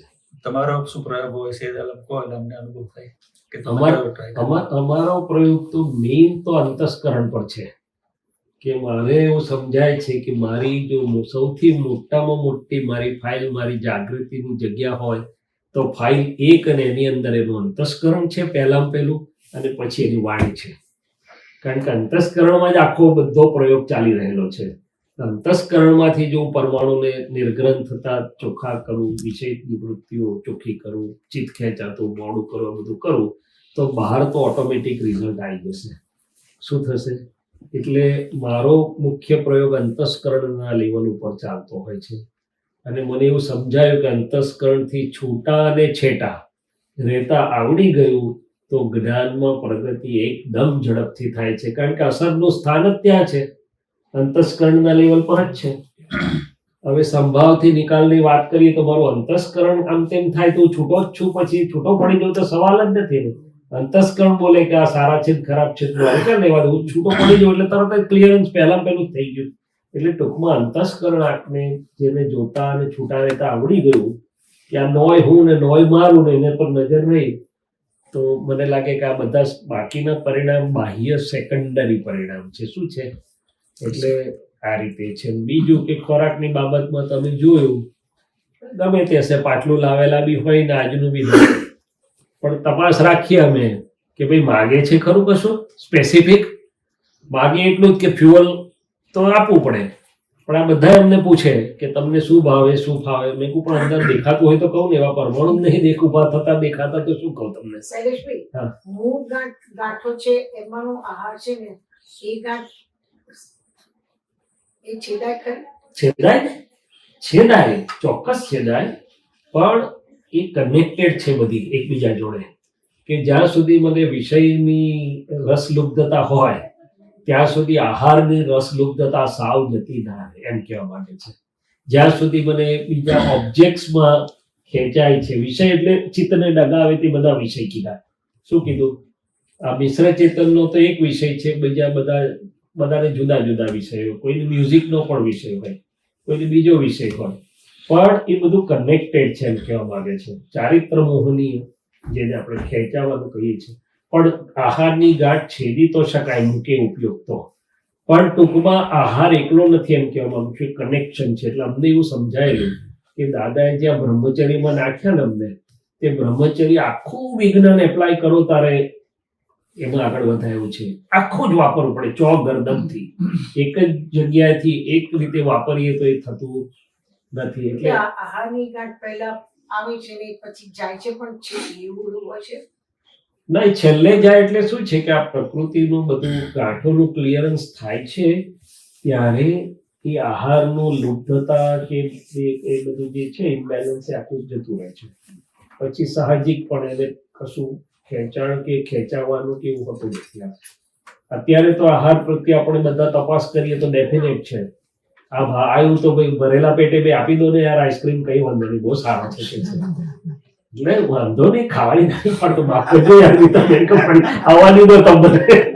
પણ આપણે તો જોવાનું છે સાયન્સ કે ભાવતી ફાવતી વસ્તુ આવી તો ભરેલા પેટે પણ એકવાર પરમાણુ એમ થઈ જાય કે લાવો ને યાર ફરી ક્યારે ભેગું થશે યાર. એટલે આ વાત છે. જ્યારે દાદાજીને કે જેનું ચોખ્ખું થઈ ગયું એને એવું કશું ખેંચનારું ના હોય, ખેંચનારું કશું ના હોય, એ સહજ ભાવે હોય, જે પણ હોય ખેંચનારું ના હોય. એટલે આહાર ખેંચાય છે તે પ્રકૃતિના ગાંઠોને આધારે છે. અને પ્રકૃતિની અંદર જે પણ હજી કઈ વિષમતા કોઈ ઇમ્બેલેન્સ કોઈ જે કહો તે ગાંઠો એનો આહાર જોડે કનેક્શન છે. પણ આહાર પર ઉપયોગ મૂકો તો છેદાય તો ખરું, ના નથી. પણ એકલું આહાર નથી ક્લિયર થતો એમ કહેવા માંગુ. એ છેલ્લે જાય છે, આહારની ગાંઠ છેલ્લે જાય. આ પ્રકૃતિની વાત તો કરી, અંદર પ્રકૃતિની અંદર જે ભરેલું છે એના આધારે લુપ્તપણું છે. એટલે કે છે ને સાત્વિક પ્રકૃતિ વાળાને જુદું ભાવે, તામસિક વાળાને જુદું ભાવે, રાજસિક વાળાને જુદું ભાવે. તો આપણા પેલા શાસ્ત્રોએ બી કહ્યું છે અને આપણા વિજ્ઞાનથી આપણને સમજાય કે જે આ ફાઇલ એકની અંદર ગાંઠો પડેલી છે, હજી ચારિત્ર મોહ પડ્યો છે, એ બધાને આધારે આહારની ગાંઠ આમ સામાન્યપણે આહારની ગાંઠથી ખેંચાય છે. પણ એને એક્સટેન્ડ કરો તો આહારની ગાંઠ શાને આધારે? તો કે પ્રાકૃત સ્વભાવો, પ્રાકૃત ગાંઠો, પ્રાકૃત વિષયો એ બધાને આધારે છે. એ પહેલાનું હશે ને? હા, પહેલાનું તો ક્યાં ના પાડી છે આપણું છે, પહેલાનું છે. પણ અત્યારે અજવાળું મળ્યું છે અને અજવાળામાં એ ચોખ્ખું થઈ જશે ત્યારે આપણને મુક્ત કરશે. ઉદ્ગલ શું કહે છે કે તમારાથી અમે અશુદ્ધ થયા છીએ, માટે તમારા અજવાળામાં હવે અમે શુદ્ધ થઈ જઈશું, ત્યારે તમારી પૂર્ણિમા પૂરી થશે, ત્યારે તમે છૂટા થઈ જશો. ત્યાં સુધી અમે તમે જોડે જોડે રહેવાના છીએ. શું કરવાના છીએ? હા, પૂતગલ જોડે તો છે જ આપણું. મનવાણી કાયા છે આપણા જોડે જ છે. મહાત્મા થયા છીએ આપણે, ખૂબ લાભેલા છીએ, બધું જ છે. પણ આ પ્રયોગ થઈ રહ્યું છે. આમાં તમારે સરસ લિંક આવી. તમે કહ્યું ને પેલું ચોગરદમ વિજ્ઞાન સમજવું પડશે યસ. અને એને દ્રષ્ટિને તો દર્શનને થોડું કનેક્શન સમજાવો. હા, એટલે એમાં શું છે કે દર્શન આપણને મૂળ દર્શન તો દાદા ભગવાને આપ્યું છે કે હું મન વાણી કાયથી જુદો શુદ્ધાત્મા છું, અનંત સુખનું ધામ છું. એટલે આખું દ્રષ્ટિમાં આવ્યું કે પ્રકૃતિ આ ને આ રિલેટિવ, આ રિયલાઇઝ તો આવ્યું.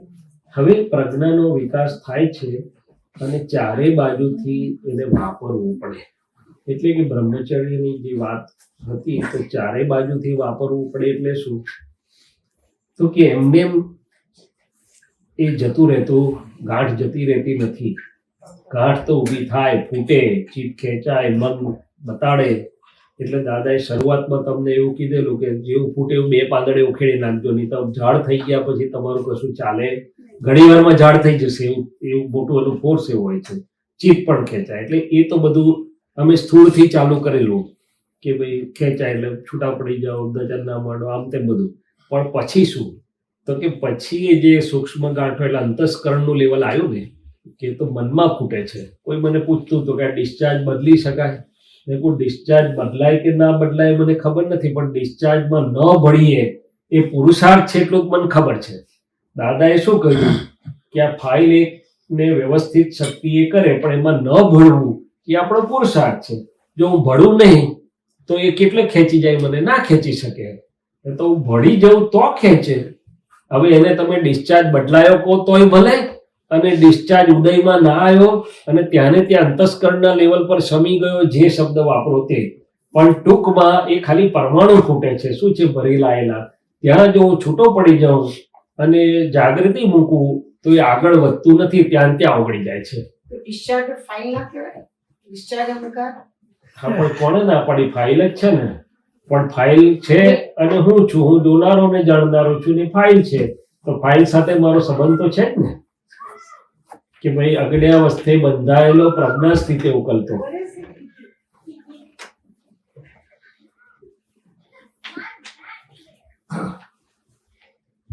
એટલે પુરુષાર્થ અને પરાક્રમ એવા બે શબ્દ વપરાયેલા છે આપણામાં.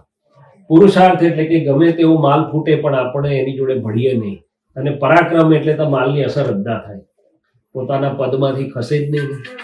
તો ખસે નહીં તો પછી ડિસ્ચાર્જ ક્યાં રહ્યો, કેટલો રહ્યો, કેવો રહ્યો? એટલે બ્રહ્મચર્ય બાબતમાં અમને અંતસ્કરણથી છૂટા પડવાનું સાયન્સ મળ્યું. એ કરતા કરતા અંતસ્કરણ જોડે ડીલિંગ કરવાનું સાયન્સ મળ્યું, કે મનની જોડે કેવી રીતે ડીલિંગ કરવું, ચિત્તની જોડે કેવી રીતે ડીલિંગ કરવું. એમાંથી આ ખબર પડી કે ચિત્ત પેલામ જાય છે તે ભાર થાય છે, આ બાજુ આવે તો સુખ થાય છે. ચારિત્ર મોહનીયની સામે હું કેવી રીતે રહું તો એને ઓગાળી શકું, એ મળ્યું. મનનું આખું સાયન્સ ખબર પડી. બીજા બધા ચોગરદમના સાયન્સ ખબર પડ્યા. શું પડ્યું? કે ભાઈ ક્યાંય પણ જો મનને ઢીલું મૂકો તમે, મન લપટું પડે તો એ તો ગમે ત્યાં તમને લપટું પાડે. શું છે? એટલે ઓવરઓલ સંયમમાં જાય. શું છે? ઓવરઓલ સંયમમાં મન સરખું રહે તારે આ બધું સિદ્ધ થાય. શું થાય? ભાઈ તો એવું નથી કે હું બીજે બધે ઘોડા છૂટા મૂકો ને એકલું થઈ શકે, એવું પણ નથી. એટલે કે આખું સાયન્સ ચોગરદમનું ઇન્ટરકનેક્ટેડ સાયન્સ છે એવું કહે છે. શું કહે છે? એ બધું બહુ બધું અંદરથી હોય છે. પરમાણુનું સાયન્સ છે, અંતસ્કરણનું સાયન્સ છે, મનનું છે, ચિત્તનું છે, શુદ્ધાત્માને કેવી બધું બહુ છે અંદર. આખું ચેવો ગરદમથી વપરાય છે. શું વપરાય છે? હા પ્લીઝ. સવાલ હા, આપણે સ્થૂળ સંયોગો, વાણીના સંયોગો અને સૂક્ષ્મ સંયોગો હા. પર છે અને પરાધીન છે. તો સૂક્ષ્મ સંયોગોમાં શું કઈ રીતે? ચોક્કસ વાત કરી. તમે પણ કહી દો તમારો પ્રશ્ન, બધું સાથે. ભાવ આહાર અને દ્રવ્ય આહાર. ઓકે, એનું આપણે શોષણ કરીએ એમાં એનું કનેક્શન દ્રવ્ય આહાર, ભાવ આહાર. હવે પહેલી આ બેનના પ્રશ્નની વાત કરી કે એમણે કહ્યું કે સ્થૂળ સંયમ. આવો પધારો, થોડું આગળ આવા સહી.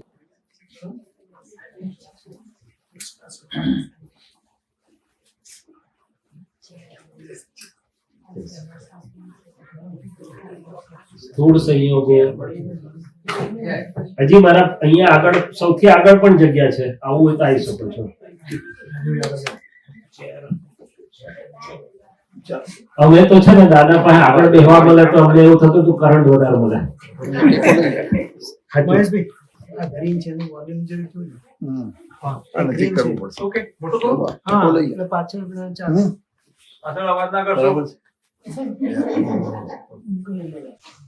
હવે એ પ્રશ્નનો જવાબ આપો ને પહેલા આમાં એકાદ વસ્તુ મને બીજી અંદર પૂરી આગળ કરવાનું છે અને ઉપર એનું પેલું વોશર જે છે ને એ ખોવાઈ ગયું છે એટલે એવું કરે કઈ વાંધો નહીં, થઈ જશે. હું ચોથો ના દાદાએ કીધેલું કે સંયોગ આપણને એડજસ્ટ ના થાય, આપણે એડજસ્ટ થવું પડે, કારણ કે એડજસ્ટમેન્ટની શક્તિ આપણી પાસે છે. શું કહ્યું? દરેકમાં કઈ ને કઈ સાયન્સ છે. શું છે?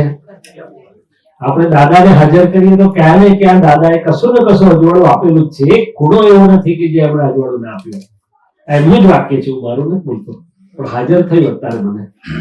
તો બીજી એક વસ્તુ સમજાય કે શુદ્ધ ચિત્ત ને અશુદ્ધ ચિત્તની આપણે જે વાત કરતા હતા, તો બ્રહ્મચર્યમાં અશુદ્ધ ચિત્ત, એમાંથી નીકળવામાં શુદ્ધ ચિત્ત, એટલે બીજું તો બધું સમજાયું. અને એ બી દાદાએ અમને અનુભવ કરાયેલો કે દાદા કે શક્તિ માગવા માંડ્યો, શક્તિ માગવા માંડે એટલે આનંદ થવા માંડ્યો, આનંદ થવા માંડ્યો એટલે સમજાયું કે એમાં નહીં, પાછા ફરવામાં સુખ છે. એમ કરીને કમ્પેર એન્ડ કોન્ટ્રાસ્ટની જે મેં વાત કરી હતી ને, અચ્છા હવે શુદ્ધ ચિત્ત, તો દાદાએ અમને બધાને ખબર પણ ના પડે એવી રીતે બધું કરેલું, અને પછી સમજાયેલું ક્યારેક ક્યારેક, પણ ડાયરેક્ટ નહીં. તેમણે શું કરેલું તો કે સવારની પોરમાં જઈએ ને એટલે જેટલા 5, 6, 7 હોય ને એ અંગૂઠાથી માંડીને અહીં બધા ચોડી જવાનું, અને 45 મિનિટ એક જણ ચરણ વિધિ બોલે ને બીજો બધા અક્ષર વાંચવાના. દાદાને બોડી પર ચોટેલા 45 મિનિટની એક્સટેન્ડેડ વિધિ થતી અમારી, 40 થી 45 મિનિટ. હવે તમે વિચાર કરો 40-45 મિનિટ પરમાત્માનો કરંટ આવે શુદ્ધનો, ચિત્તનો શું થાય? શુદ્ધ થઈ જ છૂટકો, અને છૂટકો જ નહીં એમ.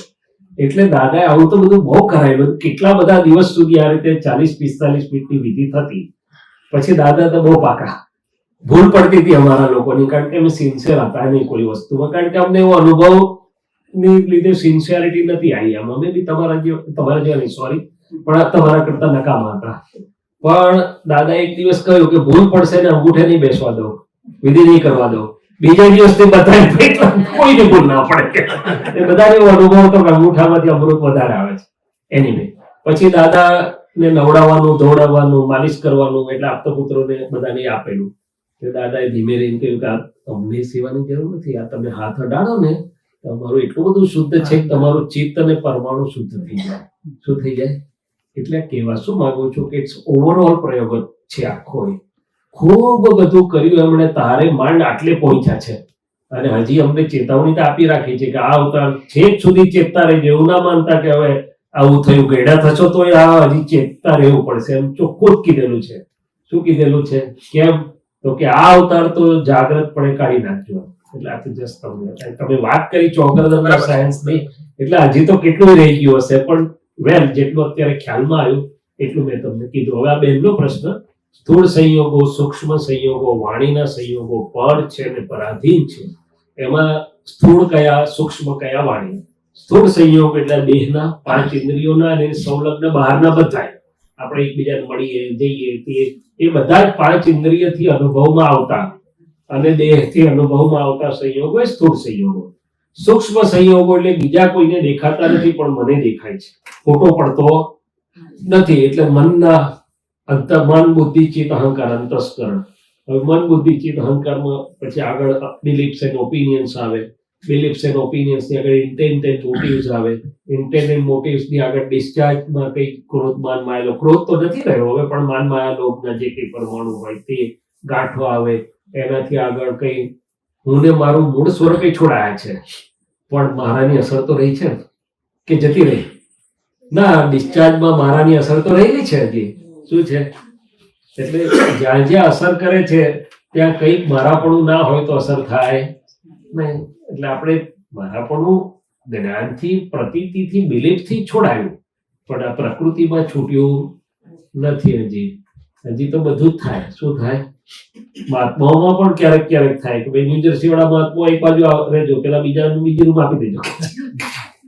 અલા મહાત્મા છે ના, મમતાના કુંડાળા દાદા કે શું કે છે, અમારા ભાદરણ ગામ વાળા છે, આ તો બીજા ગામ વાળા છે, આ 6 ખડકી વાળા છે, બીજી ખડકી કે છેક મમતાના કુંડાળા. હવે આ બધું જોયે નહીં ત્યાં સુધી કશું ખ્યાલ આવે એવું નથી. તો કે અંતસ્કરણ ની અંદર આ બધું આવે છે. શું આવે છે?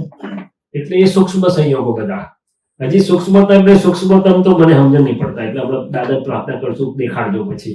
કારણ કે દાદા તો સૂક્ષ્મતમની પણ વાત કરે છે. શું કરે છે? પણ એ જ્યારે સમજાય ત્યારે. તો આ સૂક્ષ્મ સંયોગો જે બહાર કોઈને દેખાતા નથી પણ અંદર મારા શુદ્ધ જ્ઞાન દર્શન પ્રકાશમાં જોઈ શકાય છે. અને વાણીના સંયોગો એ સ્થૂળ અને સૂક્ષ્મ ભેગું કહેવાય છે. કેમ ભેગું કહેવાય છે? બીજાને અનુભવાય છે, રેકોર્ડ થાય છે, પણ ફોટો નહીં પડતો એટલે સ્થૂળ સૂક્ષ્મ કીધું. તો આ રીતના બધા જે સંયોગો છે પર છે અને પરાધીન છે. પણ પર અને પરાધીન કઈ અપેક્ષાએ કીધું છે? તો કે હું શુદ્ધાત્મા મારો શુદ્ધ ઉપયોગ ન ચૂકી જવું અને એને જોનારો જાણનારો એટલા માટે. હવે મહાત્માઓ એવું કે છે કે પર છે અને પરાધીન છે, તેમાં સુધારો શું કરવાની, માથાકૂટ કરવાની. હા, એ બીજી બાજુ લઈ ગયા. ભગવાનને બી ખબર નહીં હોય કે મારા મહાત્માઓ આટલા બધા પાકા છે, કદાચ એવું બને. એટલે મને એવું સમજાય છે કે ભલે પર છે ને પરાધીન છે તો ભગવાને કહ્યું છે, પણ એને જોવા જાણવાનું તો કહ્યું છે ને, મને જાગતા રહેવાનું તો કહ્યું છે કે ઊંઘી જવાનું કહ્યું છે? ના, જાગ્રતપણે જોવાનું કહ્યું છે. અને પર અને પરાધીન આજે છે, પણ જૂનો તો હું ભણેલો તો નહીં ની અંદર. એટલે it is my responsibility to clean it of. બીજા કોઈની જવાબદારી નથી. અવસ્થામાં અવસ્થિત થયેલો તે આજે વ્યવસ્થિત થયેલું છે. કેમ મહાવીરનું વ્યવસ્થિત બોલવાળું નથી? કેમ દાદા ભગવાનનું વ્યવસ્થિત બોલવાળું નથી? કારણ કે એમણે મૂળભૂત ભૂલો તોડીને તોડતા આવ્યા છે. શું કર્યું છે? એટલે ભલે આજે વ્યવસ્થિત છે, ભલે આજે પર ને પરાધીન છે, પણ મારો ધર્મ છે કે શુદ્ધાત્મા સ્વભાવથી એને જોવું અને અજવાળામાં જે ભૂલ થાય તે પ્રજ્ઞાદેવીને ચોખ્ખી કરાવતી હોય તો પ્રજ્ઞાદેવીને સહકાર આપવો. શું કરવું? પ્રજ્ઞાદેવી કામ કરી રહી છે, પણ મારા સહકાર, સપોર્ટ હું પ્રજ્ઞાદેવીના પક્ષમાં ના રહું તો તો પ્રજ્ઞા કેટલું કામ કરે? ના સાંભળું તો બંધ થઈ જાય, અને બહુ નિગ્લેક્ટ કરવું, ઇગ્નોર કરવું તો એની પર પડદા પડી જાય. શું થાય? એટલે આ સ્થૂળ સંયોગો, સૂક્ષ્મ સંયોગો, વાણીના સંયોગો. ઓકે, હવે આપણે પૂછ્યું ભાવ આહાર ને દ્રવ્ય આહાર. હવે આહાર એ કેટલા પ્રકારનો હોય? ચાલો આપણે બીજી રીતે મસ્તી કરીએ જરા હળવાસ્તે. અને આહાર એટલે શું? તો કે આહાર એટલે અંદર જે જઈ રહ્યું છે તે ઇનપુટ, ઇન્ફ્લક્સ. હવે એ ફૂડ ફોર બોડી આપણે જાણીએ છીએ, શું કરીએ છીએ, પણ ફૂડ ફોર માઇન્ડ છે કે નહીં? હા કે ના? છે. માઇન્ડ કે અંતસ્કરણ જે ગણો તે. અને ફૂડ ફોર સોલ છે. એટલે કે ફૂડ ફોર માઇન્ડ શું છે? એટલે અંતસ્કરણ, એટલે કે 5 ઇન્દ્રિયોમાંથી જે ઇનપુટ અંદર જઈ રહ્યું છે બધું, એમાં જો ફિલ્ટર ના હોય તો અંતસ્કરણને અસર કરે? ફિલ્ટર હોય તો ના કરે, ફિલ્ટર ના હોય તો કર્યા વગર રહે નહીં. એટલે દાદા ભગવાન અમને એવું શીખવાડતા હતા કે ભાઈ નવરું ના મૂકશો અંતસ્કરણને. જો એની ગોઠવણી નહીં હોય તો બીજા મચ્છરા પેસી જતા વાર લાગશે. મચ્છરા એટલે આજુબાજુ બધે જ પૂતગલ અને સ્પંદનો છે આ જગતમાં. સત્સંગના ટોળામાં એટલું સારું છે કે બધા સ્પંદનો શુદ્ધ હોય, પણ બાકી બહાર તો બધી જાતના પરમાણુઓ છે. ખબર બી નહીં પડે કે કઈ જાતના પરમાણુ અંદર આવીને આપણને આમાં હલાવશે. શું કરશે? પછી આપણે થાય કે હવે ઝાડુ કઈથી લાવવાનું, ક્યારે આમાંથી મુક્ત થવું? એટલે કે આ સ્પંદનોનો દરિયો છે જગત. શું છે? સ્પંદનો થયા જ કરે એક બે. અને દાદા એ પણ આપણને સમજાયું કે બ્રહ્મ મુહૂર્ત બધા ઉઠે તે પહેલા તમે વિધિ કરશો તો કેમ સ્થિરતા રહેશે? તો કે વાતાવરણ તો ખરું, પણ બધા હજી ઉઠ્યા નથી એટલે સ્પંદનો નહીં થાય. તમને સામસામા સ્પંદનો અડશે નડશે નહીં. એકવાર જગત ઉઠે એટલે સામસામા સ્પંદનોનો દરિયો ચાલુ થાય. કે શું થાય? ચાલુ થાય. એટલે વિતરાગોનું વિજ્ઞાન કેટલું બધું અદ્ભુત છે. કરવું કરાવવું કરતા પ્રત્યે અનુભવવાની વાત નથી, જાણવાની વાત છે. તો કે આહાર, હવે આ તો આપણે આટલી વાત કરી. પછી આહાર આપણે મનુષ્યો તો હજી આ સ્વરૂપે જાણીએ છીએ. પછી વૈક્રિય આહાર કહે છે. દેવોનો આહાર અને તીર્થંકરોનો આહાર જુદો હોય. વૈક્રિય આહાર એ ખાલી ઇન્દ્રિયોથી પણ લે. પછી પૂતગલ વર્ગણા સ્વરૂપે આહાર કહેવાય છે, કે જે પૂતગલ વર્ગણા અંદર ગ્રહણ કરી એ આહાર. એટલે ઇન્ફ્લક્સ તો થયું ને, ઇન્ફ્લક્સ અને આઉટફ્લક્સ, પૂરણ અને ગલન. પૂરણ એ બધો જ આહારનો ભાગમાં જાય. હવે તમે દ્રવ્ય આહાર અને ભાવ આહારની વાત કરો છો, એમાં કદાચ હું એટલું કહી શકું કે ભાવ બે રીતે, કે હું શૈલેષ છું ને હું નામધારી છું તો ભાવ છે મારે, તો પછી ભાવ દ્રવ્ય તો નિરંતર જનરેટ થયા જ કરે છે. એટલે ભાવ છે, પણ એ ગ્રહણ કર્યું એટલે દ્રવ્ય થઈ જાય. કારણ પરમાણુ ગ્રહણ કરે છે ને, પણ એને ભાવ દ્રવ્ય કહે છે. અને પછી રિઝલ્ટ આપે ત્યારે દ્રવ્ય ભાવ થાય છે. શું થાય? દ્રવ્ય રૂપે ફળ આપે, પણ ભાવ જનરેટ કરતું જાય. એટલે ભાવ આહાર તમે જે પૂછી રહ્યા છો, અજ્ઞાન દશા, એટલે કે હું નામધારી શૈલેષ છું અને હું કરું છું ત્યાં સુધી ચેતનની હાજરીમાં વિભાવ ઉત્પન્ન થયા જ કરે. વ્યતિરેક, વિભાવ. અને વિભાવ કે વ્યતિરેકની અવસ્થા હોય એટલે જેવા કંપન થાય, આરમ સબરમ સમારમ, એવું બધું કેવું મને તો સમજે નહીં પડતી ઘણી બધી વસ્તુ. પણ ટૂંકમાં અંદર સ્પંદન થયું ભાવમાં, અને ભાવ મહિલા ભાવ કે ભાવ્ય ભળે તો ચિત્રામણ નવું થાય જે છે, તો એ જો ભળ્યું અંદર તો પછી ત્યાં પરમાણુ ગ્રહણ કરી લે છે. એ ભાવ આહાર કહી શકાય. પણ જો હું શુદ્ધાત્મા છું, જો સ્વભાવમાં આવ્યો છું, તો દાદાએ ભાવ મનની બેટરીને મોડિફાઈ કરી નાખી આપણી. એટલે હવે એ ભાવ આહાર ગ્રહણ કરવાનું બહુ બધું ઓછું, એટલે 5 આજ્ઞા પાડું છું એટલા પૂરતું રહ્યું. શું રહ્યું? 1-2 અવતાર પુણ્યનું મંદિર. એટલે આવું કહી શકાય ભાવ આહાર અને દ્રવ્ય આહારનો. બરાબર? પણ બાકી આમ છે. પણ નાની દ્રષ્ટિએ બંને not useful, right? હા, એટલે ના યુઝફુલ એટલે થોડુંક યુઝફુલ એટલે શું છે કે રિલેટિવની શુદ્ધિ માટે મારે જાગ્રત રહેવાનું એટલું કે ભાઈ દરેક આહાર, હવે આહારનું તો આખું વિજ્ઞાન કર્યું છે દાદાએ. યુઝફુલ નથી એવું તો ના બોલાય માથે.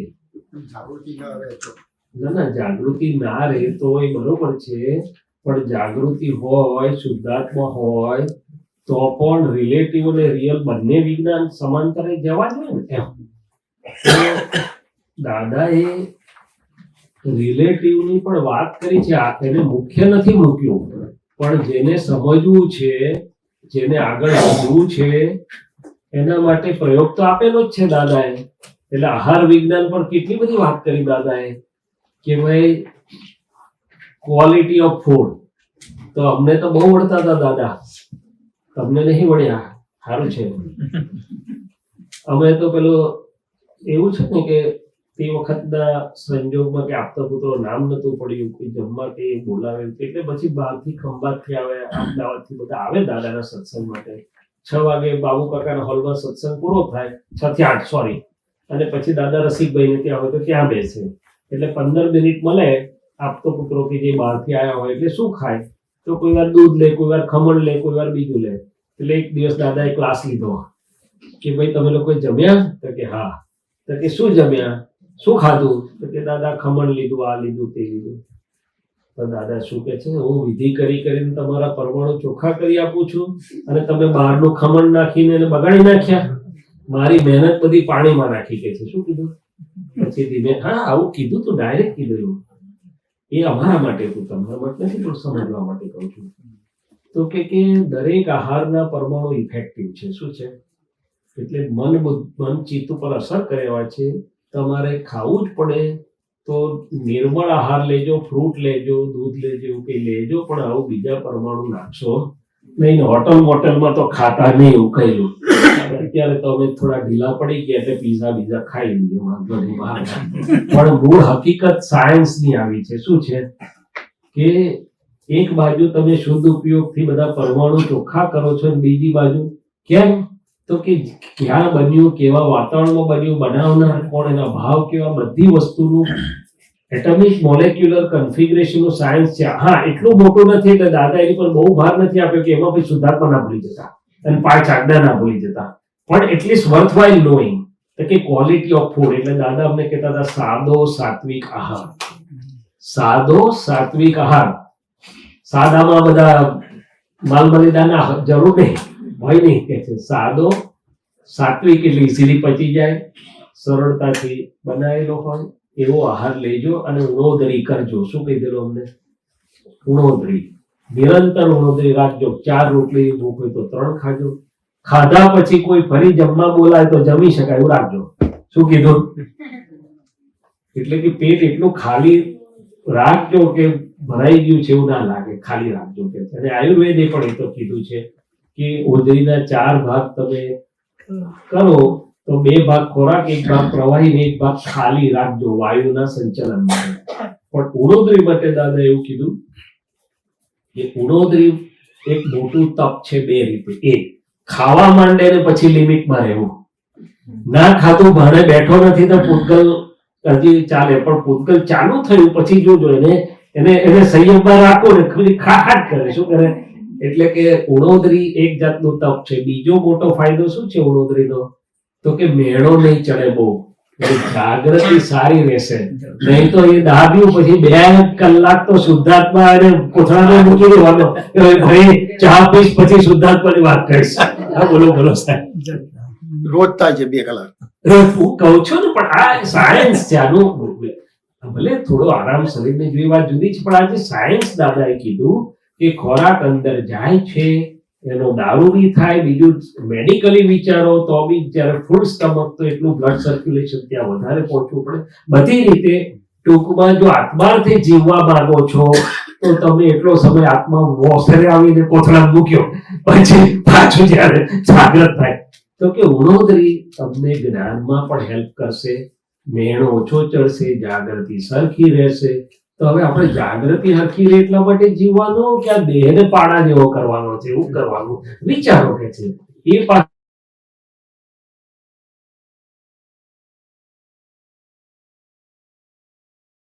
છે કે બારોદરી કરીને હેલ્પ. ચાલો આપણે જ્ઞાન બાજુ મૂકીએ એક વાર, મેડિકલી વિચાર કરીએ ને તો આજે હેલ્થ પોઈન્ટ ઓફ વ્યૂ પણ આપણને ખબર છે કે ડાયાબિટીસ છે, હાઇપરટેન્શન છે, કોલેસ્ટ્રોલ છે.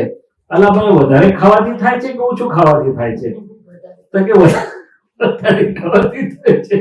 એટલે હવે આપણે જે પુરાની વિઝડમ હતી એ લોકો ઇન્ટરમિટન્ટ ફાસ્ટિંગ લાવ્યા કે ભાઈ 14 કલાક ખાલી રાખજો ટાંકી, 8-10 કલાકમાં જ નાખજો અંદર જે નાખવું હોય. એટલે ટૂંકમાં it is a scientific thing. એટલે આહારની વાત નીકળી એટલે કરું છું કે quality of food quantity of food, કેટલું ખાવું, એટલે ઉણોતરીની વાત કરી, કેવી રીતે ખાવું.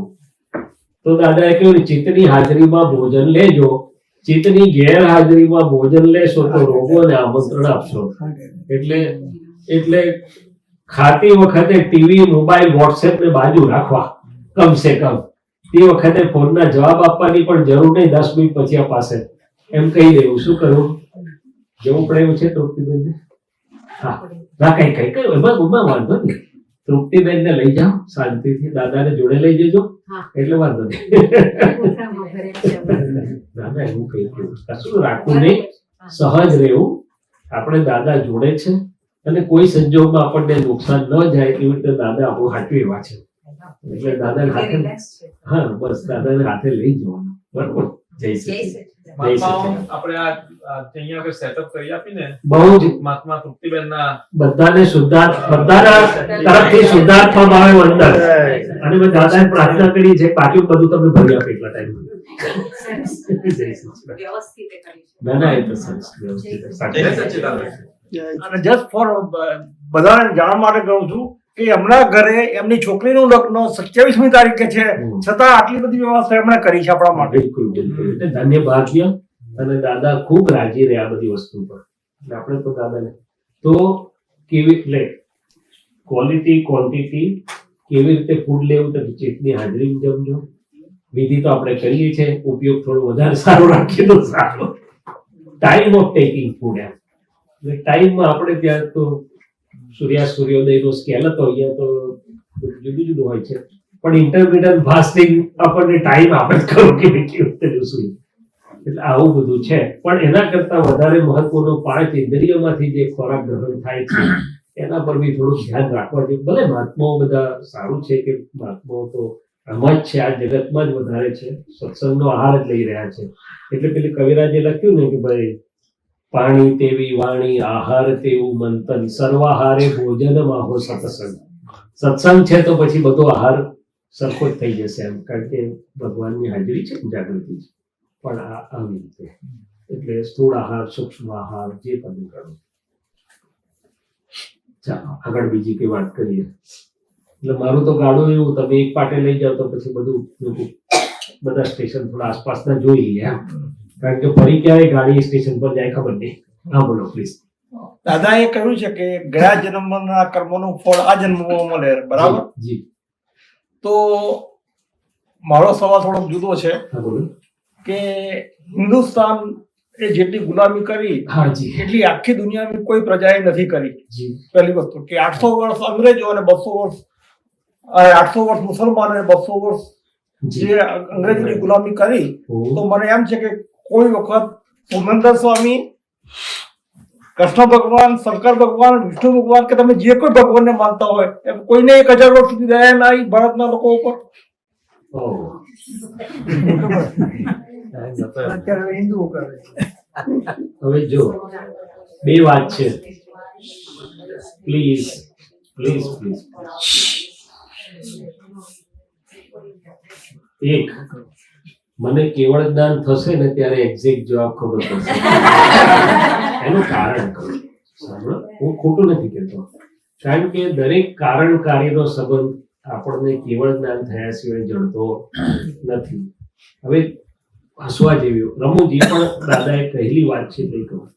દાદાને કોઈ પૂછ્યું કે દાદા અત્યારે છોકરીઓ ઘર છોડીને જતી રહે છે, પરણે છે, મા બાપનું માનતી નથી, આમ મા બાપને દુઃખ થાય છે, તે કયો જાતનું? દાદા કે આપણે એમને બહુ હેરાન કર્યા છે, સતીઓ બનાવી છે, દાબેલી રાખી છે, એટલે આ સ્ક્વેર અપ છે. શું છે? એટલે કુદરત બેલેન્સિંગ કેવી રીતે કરે છે એ કેવળ જ્ઞાનીને દેખાય છે, આપણને દેખાતું. બીજું, લોકોએ પૂછે કે દાદા લાયકાત વગરના બધા SC ST હિન્દુસ્તાનમાં આપણા સાહેબ થઈ જાય છે, બધું કઈ જાતનું? તો દાદા કે આપણે બે ઝાડુ બંધાયેલા છે પાછળ, આપણે કેટલું બધું એમની પર એ કર્યું છે. એટલે આજે કુદરતે એમને આપણી ઉપર મૂક્યા છે. શું કર્યું છે? એટલે દરેક કાર્ય કારણના સંબંધ હોય છે, પણ મને ખબર નથી આ કાર્ય કારણનો સંબંધ. એક વસ્તુ કે આ કેવી રીતે છે. બીજી વસ્તુ કે ભગવાનને દયા ના હોય, કરુણા હોય. શું હોય? કરુણા હોય. કરુણા એટલે શું કે ભગવાન તો જુએ કે આ બધા કર્મના હિસાબ બધી કાયમ માટે છૂટે તો સારું. કારણ કે આ કેવી વસ્તુ છે કે ચકેડા ચાલ્યા જ કરે, એટલે આજે પેલો બકરીને હેરાન કરે તો કાલે એ બકરી થાય. એટલે જ્યાં સુધી પૂરું સોલ્યુશન નથી, પૂરું ખબર નથી, પૂરું શુદ્ધાત્માનું જ્ઞાન નથી, ત્યાં સુધી ગમે તેટલું કરે તો જીવો દુઃખમુક્ત થવાના નથી. એવું ભગવાનનું સૌથી ઉપરનું વિઝન છે. શું છે? હું કે તમે આજે ગમે તેટલું આપણને આપવામાં આવે, પણ જો આપણું વિઝન શુદ્ધ નહીં થાય કે ફાઇનલ નહીં થાય તો ચકૈડામાંથી છૂટવાના નથી. એટલે સુખ ને દુઃખ, દુઃખ અને સુખ, સુખ અને દુઃખ, દુઃખ અને સુખ આયા જ કરશે. એટલે ભગવાન તો શું છે, કારુણ્ય કરુણાવાળા હોય કે બધા કેવી રીતે મુક્ત થાય. અને બધા જ ભગવાને એમના સમયમાં ખૂબ બધો પુરુષાર્થ કે એમનાથી, એમની હાજરીથી થયેલો જ છે. શું થયેલું છે? મહાવીરે એટલું પરિભ્રમણ કર્યું હોય, કૃષ્ણે બધાને કહ્યું હોય, સમજાવ્યું હોય, પણ આપણે ચટણીમાં શોખીન લોકો એટલે થોડું ભગવાનનું સાંભળીએ, વધારે આપણું કરીએ. એમાં ભગવાન શું કરે? તે બિચારા ભગવાન એમનું બધું કામ કરી જાય, અજવાળું બી ફેલાઈ જાય. ભગવાન કરતા નથી કોઈ વસ્તુના, ભગવાન તો અજવાળું છે. આખું શું છે? એટલે અને આગળની વાત કરીએ એટલે શું છે કે દરેક જે અજવાળું થયું, કૃષ્ણ ભગવાન 5000 વર્ષ પહેલા થયા, એને પોતાના સમયમાં ઘણું કર્યું. એના ભાગમાં જે આવ્યું તે રિલેટિવમાં કર્યું ને રિયલ તો આખું અજવાળું ફેલાયું ગીતા સ્વરૂપે. પણ ગીતા સમજે તો ને, એને શું કરે કૃષ્ણ ભગવાન? હવે એ તો બધું કર્યું. મહાવીરે 2500-2600 વર્ષ પહેલા બધું ઘણું અજવાળાનો પ્રયત્ન કર્યો. પણ આજે છે 18000 વર્ષ શાસન છે, પણ હવે બધું તૈયારી કરી આપે, ખવડાવે, પછી તમારે જ ના, આપણે જોઈતું ના હોય ભગવાન શું કરે? એટલે આપણે એનો ઉપયોગ ન કરવો હોય, નથી કરતા, તો પછી આપણે દુઃખી થઈએ. એમાં ભગવાન શું કરે? ડોક્ટર તમને દવા આપે, પ્રિસ્ક્રિપ્શન આપે, સારામાં સારું ડાયગ્નોસિસ કરે, તમે ઘેર જઈને દવા બાટલીમાં જ મૂકી રાખો, લો જ નહીં તો ડોક્ટર શું કરે? એટલે દેટ ઇઝ વન આસ્પેક્ટ કે આપણા હિન્દુસ્તાનના લોકો શું છે તો કે આમ ડેવલપ ગણાય. દાદા કે છે 1 કલાકમાં ભગવાન થઈ શકે જો મને ભેગો થાય તો, અને સરળ હોય તો. પણ at the same time develop છે એટલે ક્રોધમાં એલો રાગદ્વેષ ટોચ ઉપર ગયેલા છે. શું છે? આ ફોરેનના લોકો સરળ હોય, એને ક્રોધમાન માયેલો રાગદ્વેષ બાળક જેવો હોય. આપણા હિન્દુસ્તાનના લોકોના ક્રોધમાન માયેલો રાગદ્વેષ ટોચ ઉપર હોય, એટલે પોતાના લોભના લાભ માટે ગમે તે કરી છૂટે, પોતાના માન માટે ગમે તે, એને કશું નડે નહીં.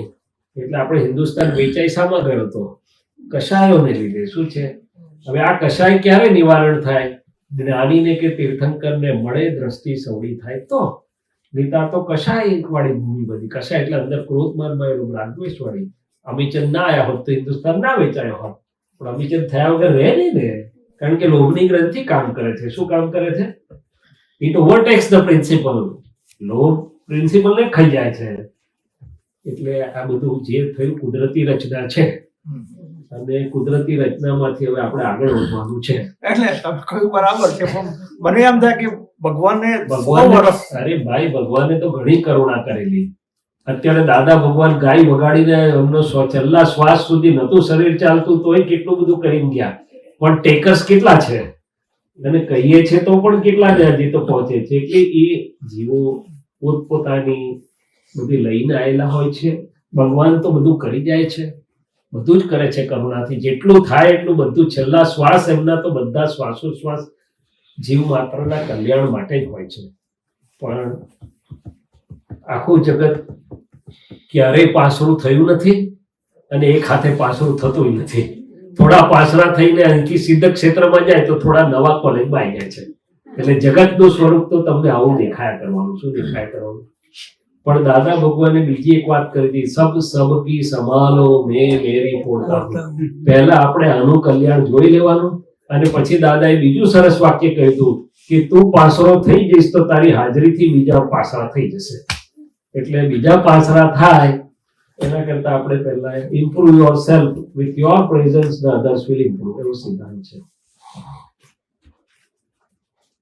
એટલે છતાંય હિન્દુસ્તાનનું બગડી નથી ગયું. છતાં હિન્દુસ્તાનનો મૂળ વસ્તુઓ જળવાયેલી છે. અને આમાં તો કેવું છે, કુદરતી રચના છે. સૂર્યાસ્ત અને સૂર્યોદય જેમ ચક્ર ચાલે છે, એટલે દાદાએ કહ્યું હવે હિન્દુસ્તાનનો સૂર્યોદય થઈને મધ્યાહન તરફ જઈ રહ્યું છે, વેસ્ટર્નનો સૂર્ય સનસેટ તરફ જઈ રહ્યું છે. એટલે સાયકલ ફર્યા કરે છે. હિન્દુસ્તાનનો ચડતો સિતારો છે, ચડતો સૂર્ય છે. દાદાનું જ્ઞાન ક્રિયાકારી છે થોડું ડિટેલમાં સમજાવો. હા, દાદાનું જ્ઞાન ક્રિયાકારી છે, ડિટેલમાં સમજાવો. સરસ. તો પેલું દાદાનું જ્ઞાન એટલે કોઈ વ્યક્તિનું જ્ઞાન નથી, એ અંદર પ્રગટ થયેલા દાદા ભગવાન, વિતરાગ ભગવાન અને વિતરાગોનું વિજ્ઞાન છે. પણ આ કાળમાં દાદા ભગવાનના નિમિત્તે અત્યંત સરળ, સહજ, સહેલું થઈને નીકળ્યું કે જે ગૃહસ્થીઓને પણ કામમાં લાગે. એ તો પેલા બધા શું કહેતા હતા, ભાઈ બધું છોડીને બધું પૂરું કરી આવો પછી કંઈક તમારું કરીએ એમ થાય. એટલે આક્રમ વિજ્ઞાન સ્વરૂપે આવ્યું. 10 લાખ વર્ષે આટલું બધું અદ્ભુત ખુલ્લું થયું એટલે આપણને બધાને સરળ, સહજ, સુલભ રીતે કામમાં આવે. હવે પરિણામદાયી કે ક્રિયાકારી છે કેવી રીતે? બહુ સરસ પૂછ્યું તમે. આપણે બે રીતે સમજીએ એમને. વ્યવહારની સમજણોથી કેવી રીતે ક્રિયાકારી છે અને ભેદ વિજ્ઞાન એટલે કે શુદ્ધાત્માની દ્રષ્ટિ પ્રાપ્ત થયા પછી કેવી રીતે ક્રિયાકારી છે, બંને રીતે સમજીએ. કારણ કે આખું જગત તો હજી ભેદ વિજ્ઞાન એટલે શુદ્ધાત્માની દ્રષ્ટિ પામેલું નથી, એટલે બંને વાત સમજીએ તો સારું પડશે. તો કે એક સાદો અમને જે થોડા અનુભવ થાય છે શેર કરું. તો એક જ સાદી વાત કરીએ છીએ જગતને, બહુ મોટી લાંબી વાત તો હજી નિમિત્ત આગળ વધીએ તો, પણ એને બધાને કહીએ સુખ તો કોને ના જોઈએ કે ના જોઈએ, પછી બીજી બધી વાત બાજુ રાખીએ અને આટલી વાત કરીએ કે ભલે બધાએ કીધું યોગ ઉપયોગ પરોપકારાય, પેલા વિવેકાનંદે કીધું those who live for others really live, બાઇબલે કીધું it is blessed to say, પણ કોઈનું અંદર પરિણામ આપે નહીં. પણ આટલી વાત કરીએ કે આપણે પ્રાપ્ત મન વચન કાયથી કોઈને સુખ આપવાનું નક્કી પણ કરીએ છીએ. બાબાની બર્થડે હોય ને કંઈ 15 દિવસ પછી થોડા છોકરા ભેગા કરીશું, હજી તો ક્રેડિટ કાર્ડ વાપર્યું નહીં, ચોકલેટ લાયા નહીં, કોઈને ઇન્વાઇટ કર્યા બી નહીં, પણ મોડું વસ્તુ થાય ના થાય બહેનોને પૂછીએ થાય ને. તો કે મનના લેવલ પર પણ નક્કી કર્યું છે અને બીજાને સુખ આપવાનું છે તે પહેલા મને સુખ આપે. શું કરે છે?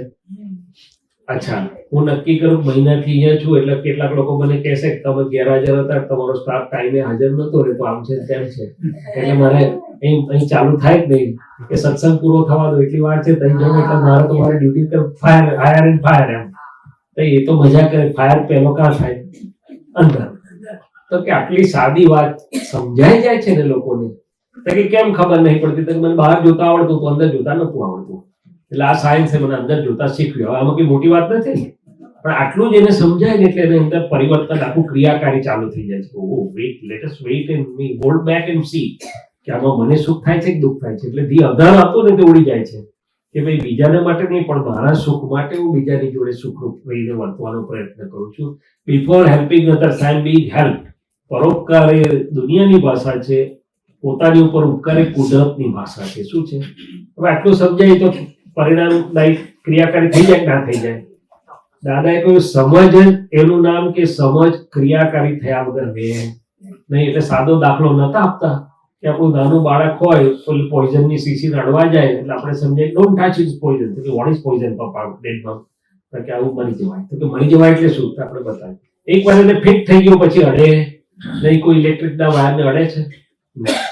તો કે સમજ એનું નામ કે સરખી સમજ પડી ગઈ એટલે ક્રિયાકારી થયા વગર રહે. આ તો એક સાદી જ વાત કરી.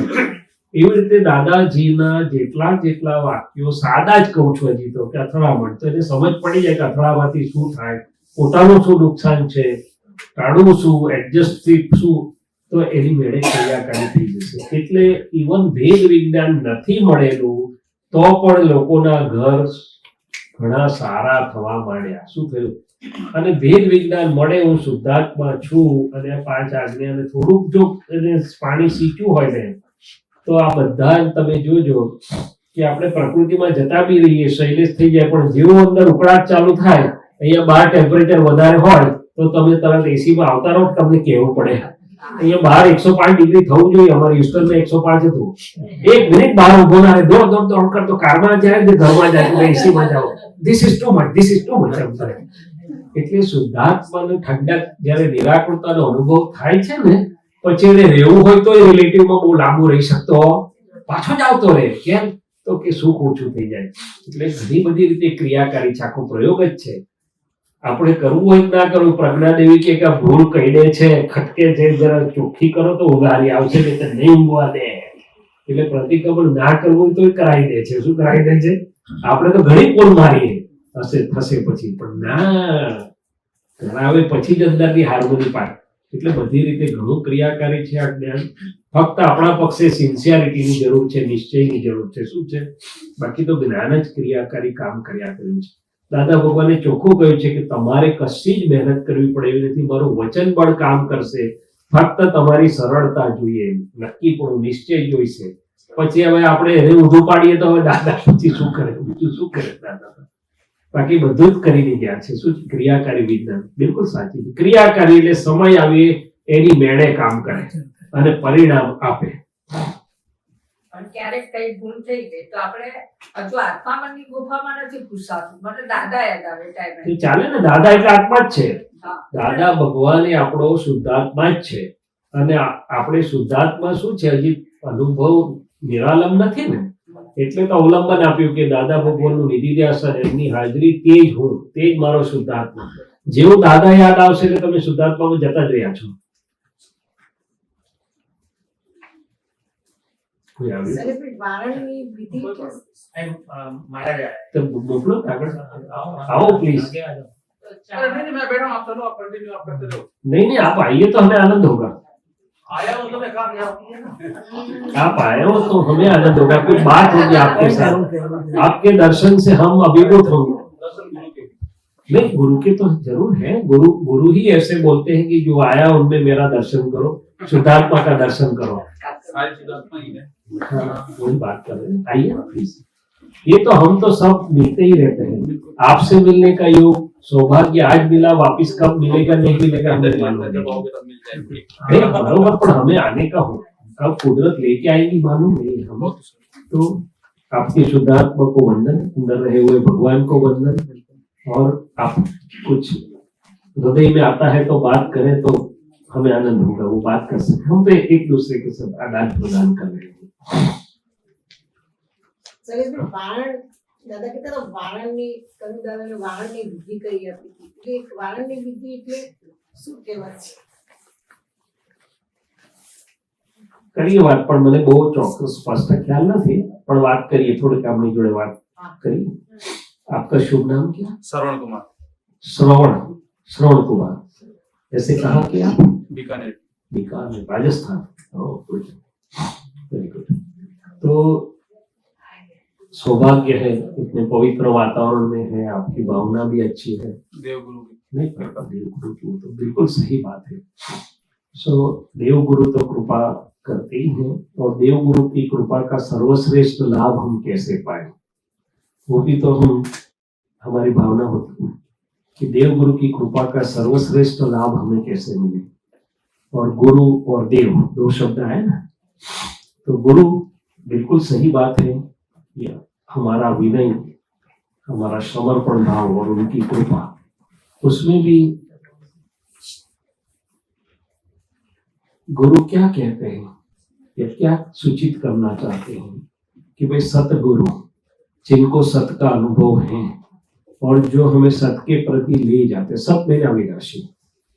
तो ये श्रवण कुमार के अंदर जो अविनाशी है, जिसको आत्मा बोलो, जो भी बोलो, शुद्ध बोलो, शुद्ध तत्व बोलो, तो सतगुरु का 3 शब्द आपने सुनेंगे: सतगुरु, सतदेव, सतधर्म. ठीक है ना? तो सतगुरु मैंने जो स्व और पर, परमपुरुष जिसे बोलते हैं, आत्मा और अनात्मा, प्रकृति और पुरुष को, जिनको अनुभव है, जो अपने को भी शुद्धात्मा की प्रतीति की ओर ले जाते हैं, ताकि हमारा हमेशा का कार्य या मुक्ति का मार्ग शुरू हो जाए. मनुष्य भव का हेतु क्या होगा? ठीक है, हम अच्छे काम करते हैं, वो सब तो है, मगर जब अच्छे काम करते हैं तो कर्ता भाव है अंदर क्या है, और कर्ता भाव है तो उसका फल आएगा कि नहीं आएगा? वो तो पाएंगे. हाँ, शुभ का भी फल आएगा. उस दौरान फिर हम शुभ अशुभ करेंगे कि नहीं करेंगे? क्योंकि एकांगी हम शुभ कर सकते हैं, ऐसा भी रहता नहीं है. हमारे अंदर भी क्रोध, मान, माया, लोभ, राग, द्वेष कार्यरत है जब तक, तब तक शुभाशुभ में क्या है, तो करना और भुगतना, करना और भुगतना, करना और भुगतना, ये चक्र चलता रहेगा. क्या हमें वो पसंद है? क्या हमें वो मंजूर है कि शुद्ध में जाके मुक्ति का मार्ग भी कुछ मिल जाए, ऐसा चाहिए हमको। हम जो भी शुभ करके पुण्य लाए हैं और अभी जो भी पुण्य उपार्जन कर रहे हैं, शुद्ध किसको बोला है? हाँ वही तो बात पर आ जाते हैं ना, वही बात कर रहे हैं। तो भगवान की भक्ति भी हम करते हैं, तो भगवान के पास क्या मांगते हैं हम? मैं तो मेरी खुद की बात करूं ना, तो जब बालक या तो ना समझ था, बालक नहीं युवा भी था पर ना समझ था, तो मैं क्या मांगता था कि परीक्षा में अच्छे मार्क आ जाए, ऐसा करना, क्योंकि मैं पढ़ाई करता था। फिर ऐसा मांगता था कि मेडिकल में एडमिशन मिल जाए, ऐसा करना।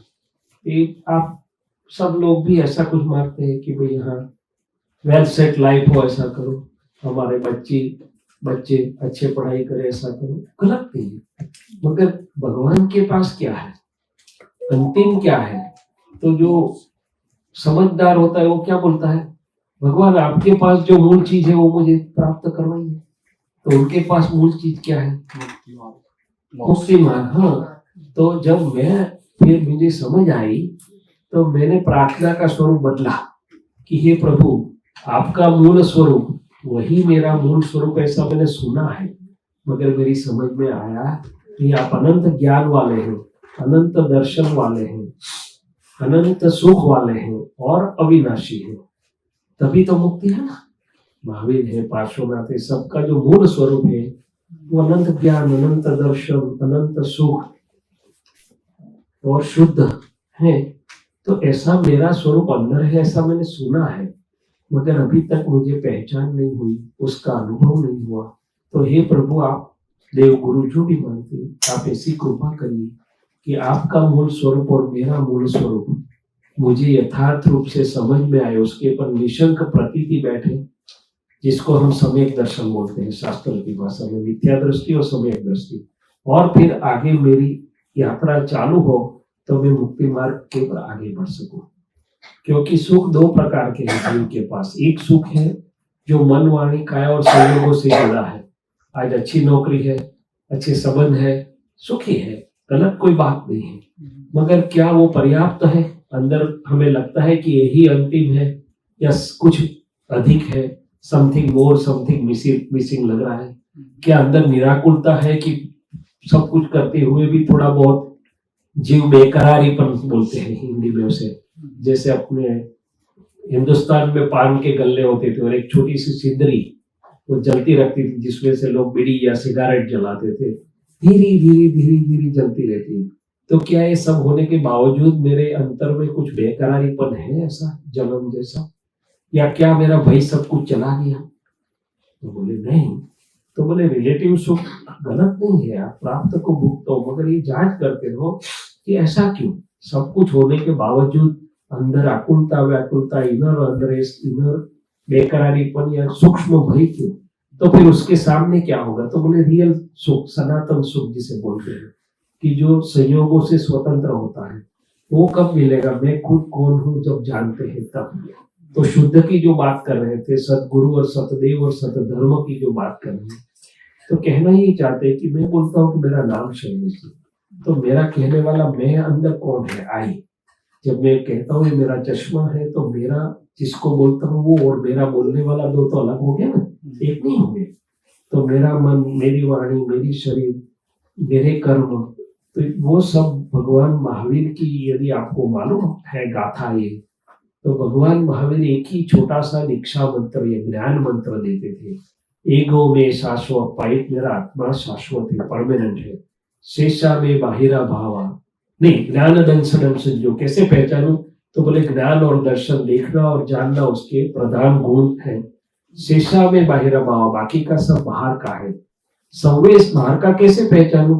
तो बोले संवेश संयोग लक्षण, जो संयोग वियोग स्वभाव वाला है वो मेरा नहीं है, बाहर का है, जिसमें देह भी आया, क्योंकि वो भी संयोग वियोग है ना, तो सब समझ गए। फिर बोलते संजोग मूला जीवेण, संजोगों को मेरा मानने से पत्ता दुखम परंपरा, दुखों की परंपरा चालू हुई है। तम्मा संजोग संबंधम सवम तीवेणम वसरयामि, वो सभी सहयोगी संबंध आपके सुचरणों में समर्पित करता हूँ। ये उनका दीक्षा मंत्र, मैंने ज्ञान मंत्र था, द्रव्य दीक्षा नहीं, दृष्टि की दीक्षा दे, समझ परिवर्तन की दीक्षा देते थे। तो जब ये मैं समझता हूँ कि मेरा वाला जो पार्ट है सब कुछ, मैं, मेरा मन, मेरी वाणी, मेरी काया, मेरा नाम, नाम की माया, ये घर बार जो भी है, वो संयोग वियोग वाला है। क्या है? संयोग और वियोग ही है। बॉडी भी संयोग वियोग वाली है ना, बिगिनिंग और एंड। तो बाकी का सब संयोग वियोग वाला, विचार भी आया और गया, ठीक है कि नहीं? तो वो यदि मेरा नहीं है तो मैं कौन हूं? तो मैं उसको से अलग हूं। ये मेरा वाला संयोगी मेरा टेम्पररी है, तो उसको जानने वाला परमानेंट होना ही चाहिए। तो मेरा खुद का स्वभाव आत्मा बोलो, मेरा खुद का शुद्ध स्वरूप बोलो, मेरा खुद का मूल स्वरूप बोलो, वो परमानेंट है। और मैं बोलता हूँ मुझे मजा आई, मुझे कंटाला आया, मुझे अच्छी नींद आ गई, तो सो कौन गया? जाना किसने? तो अंदर जानने वाला है, दृष्टा है, ज्ञाता दृष्टा है, मगर मेरी दृष्टि अभी दृष्टा में नहीं है, मेरी दृष्टि देह में है। मैं ये देह हूं, तो उसको देहाध्यास बोला गया है।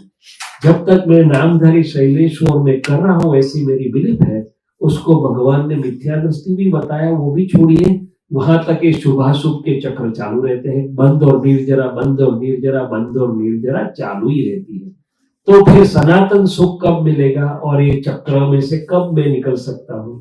तो बोले जब मुझे प्रतीति कोई मिलते हैं सदगुरु, जो मेरी दृष्टि का परिवर्तन करवा देते, जिनको सत में अविनाशी का अनुभव है, दृष्टि है जिनके पास, तो मेरी दृष्टि का परिवर्तन कर देंगे कि व्यवहार दृष्टि से मैं नामधारी शैलेश हूँ, निश्चय दृष्टि से मेरे मूल स्वरूप से मैं शुद्ध आत्मा हूँ, कैसे हूँ, मेरा कार्य क्या है, मैं देखने जानने वाला, वो जागृति भी चालू हो जाएगी। तो फिर जो बताया गया कि मुक्ति का मार्ग दो नई से है, व्यवहार नई और निश्चय नई। अभी मेरे पास अकेला एक ही नहीं है, मैं शैलेश हूँ, रिलेटिव व्यू पॉइंट। जब मुझे पता चलता है कि मेरा मूल स्वरूप क्या है, तो व्यवहार और निश्चय दोनों नई एक साथ मेरे पास होते हैं। तो हमें प्रार्थना ये करनी है भगवान को या जिनको मानते हैं कि मुझे मेरा खुद का मूल स्वरूप क्या है, मेरे सम्यकत्व की प्राप्ति यदि हो जाए, राइट बिलीफ की प्राप्ति हो जाए, तो फिर सोने में सुहागा, सुगंध, सोने में सुहागा क्या बोलते हैं आप? दोनों हाथ में लड्डू। व्यवहार से तो सुख पाया है आप अमेरिका में, अच्छी बात है, पर अंदर यदि परमानेंट की प्राप्ति हो जाएगी तो निर्भयता, निशंकता और परमानंद की शुरुआत होगी। नहीं तो ये तो आने जाने वाला है। कोरोना तो अभी आके गया, पूरा वर्ल्ड हिल गया था, पता नहीं कब वर्ल्ड को वापिस हिला देगा। अभी गया तो पता नहीं गया कि आप वापिस आएगा कि नहीं आएगा, अभी नहीं आएगा। पिछले हफ्ते ही कितने लोग हॉस्पिटल में एडमिट हुए हैं। वही तो बोलता हूँ। तो मेरे कहने का मतलब कि सब कुछ होते हुए भी हमें हिला देता है, क्योंकि हमें रियल का मालूम नहीं है। जब रियल की प्रतीति हो जाती है तो कोई भी हमें हिला नहीं सकता है। तो मेरा आपसे, आपके लिए एक ही हृदय की भावना है कि आप बहुत अच्छा काम कर रहे हैं, भावनाएं भी अच्छी है आपकी। तो अभी भगवान के साथ दो भावना जोड़ देना। आपने सुना है भावे भावना भावी ये भावे दीजिए दान, सुना है? कर महाराज ये भावे केवल ना। वही बात करता हूँ। तो क्रिया की बात नहीं, भाव की बात है। तो आप भगवान के पास दो भावना, हाँ भाव यानी व्यवहार नहीं, भाव यानी दिल की अपनी तमन्ना, आरजू, दिल में जो भाव है हमारे, मन का वही व्यवहार, वही मन के जो व्यवहार हुआ तो मन में आएगा तो ही वो व्यवहार में आएगा। हाँ, गलत हो जो बिल्कुल गलत हो या अच्छा हो, बिल्कुल बिल्कुल, पर ये दिल के लेवल पर है, मैं हूँ उसके लेवल पर है। तो दो भावना करने योग्य है। एक, सुबह में उठते ही मेरे प्राप्त मन वचन काय से सबको सुख हो, और मेरे प्राप्त मन वचन काय से किसी को दुख ना। आपके पास तो ऐसे संयोग है नहीं किसी को दुख देने, तो आप पुण्यशाली है, मगर सुख जरूर दे सकते हैं कि अपने ही रहे, किसी के साथ हंस के बात किया, किसी को मार्गदर्शन किया, किसी के कल्याण की भावना की, वो सब सुख। और दूसरा, मैं खुद कौन हूँ, मेरा स्वरूप क्या है, मैंने मेरे मूल स्वरूप की मुझे प्राप्ति करनी है, उसका प्रतीति लक्षण अनुभव मुझे प्राप्त हो, और उसके लिए मुझे कोई ऐसा निमित्त मिले, ऐसी आप कृपा करिए, ताकि मैं मेरा मूल स्वरूप जान के मुक्ति के बाद में आगे बढ़ जाऊं।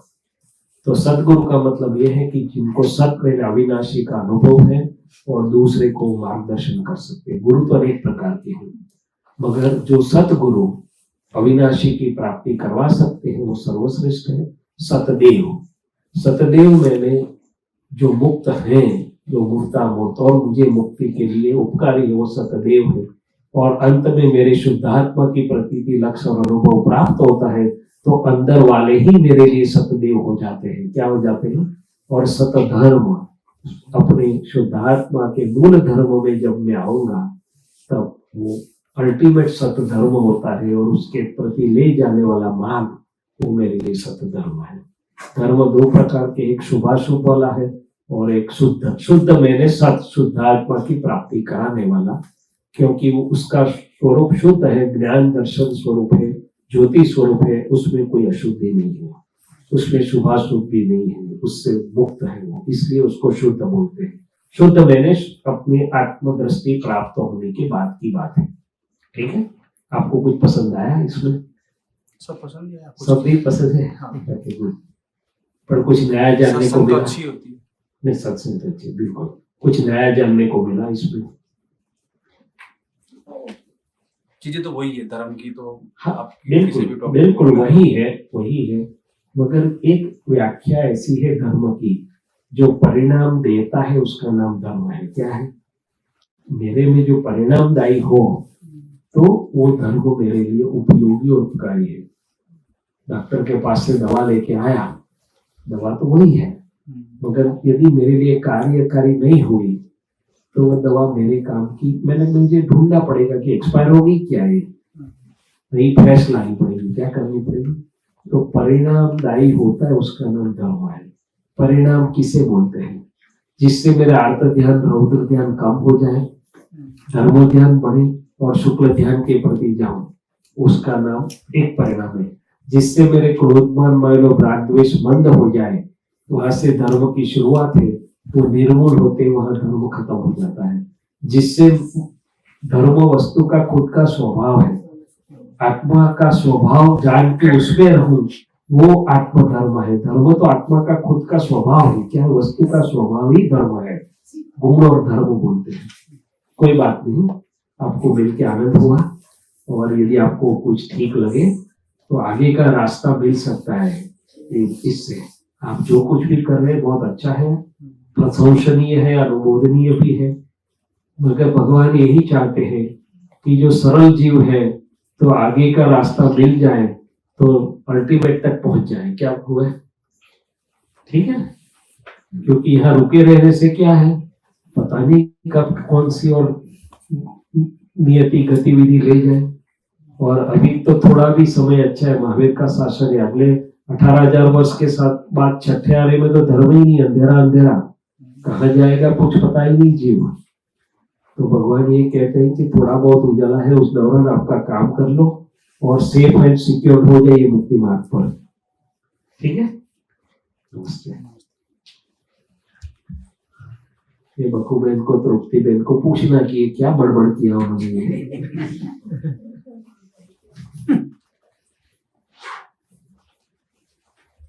तो चाय भी बनी हुई है। चाय भी रेडी है? मैं बना के आया हूँ। बना के आया? अच्छा अच्छा, नाश्ता और ब्रेक पड़ी है। चलो, जय सच्चिदानंद, जय सच्चिदानंद।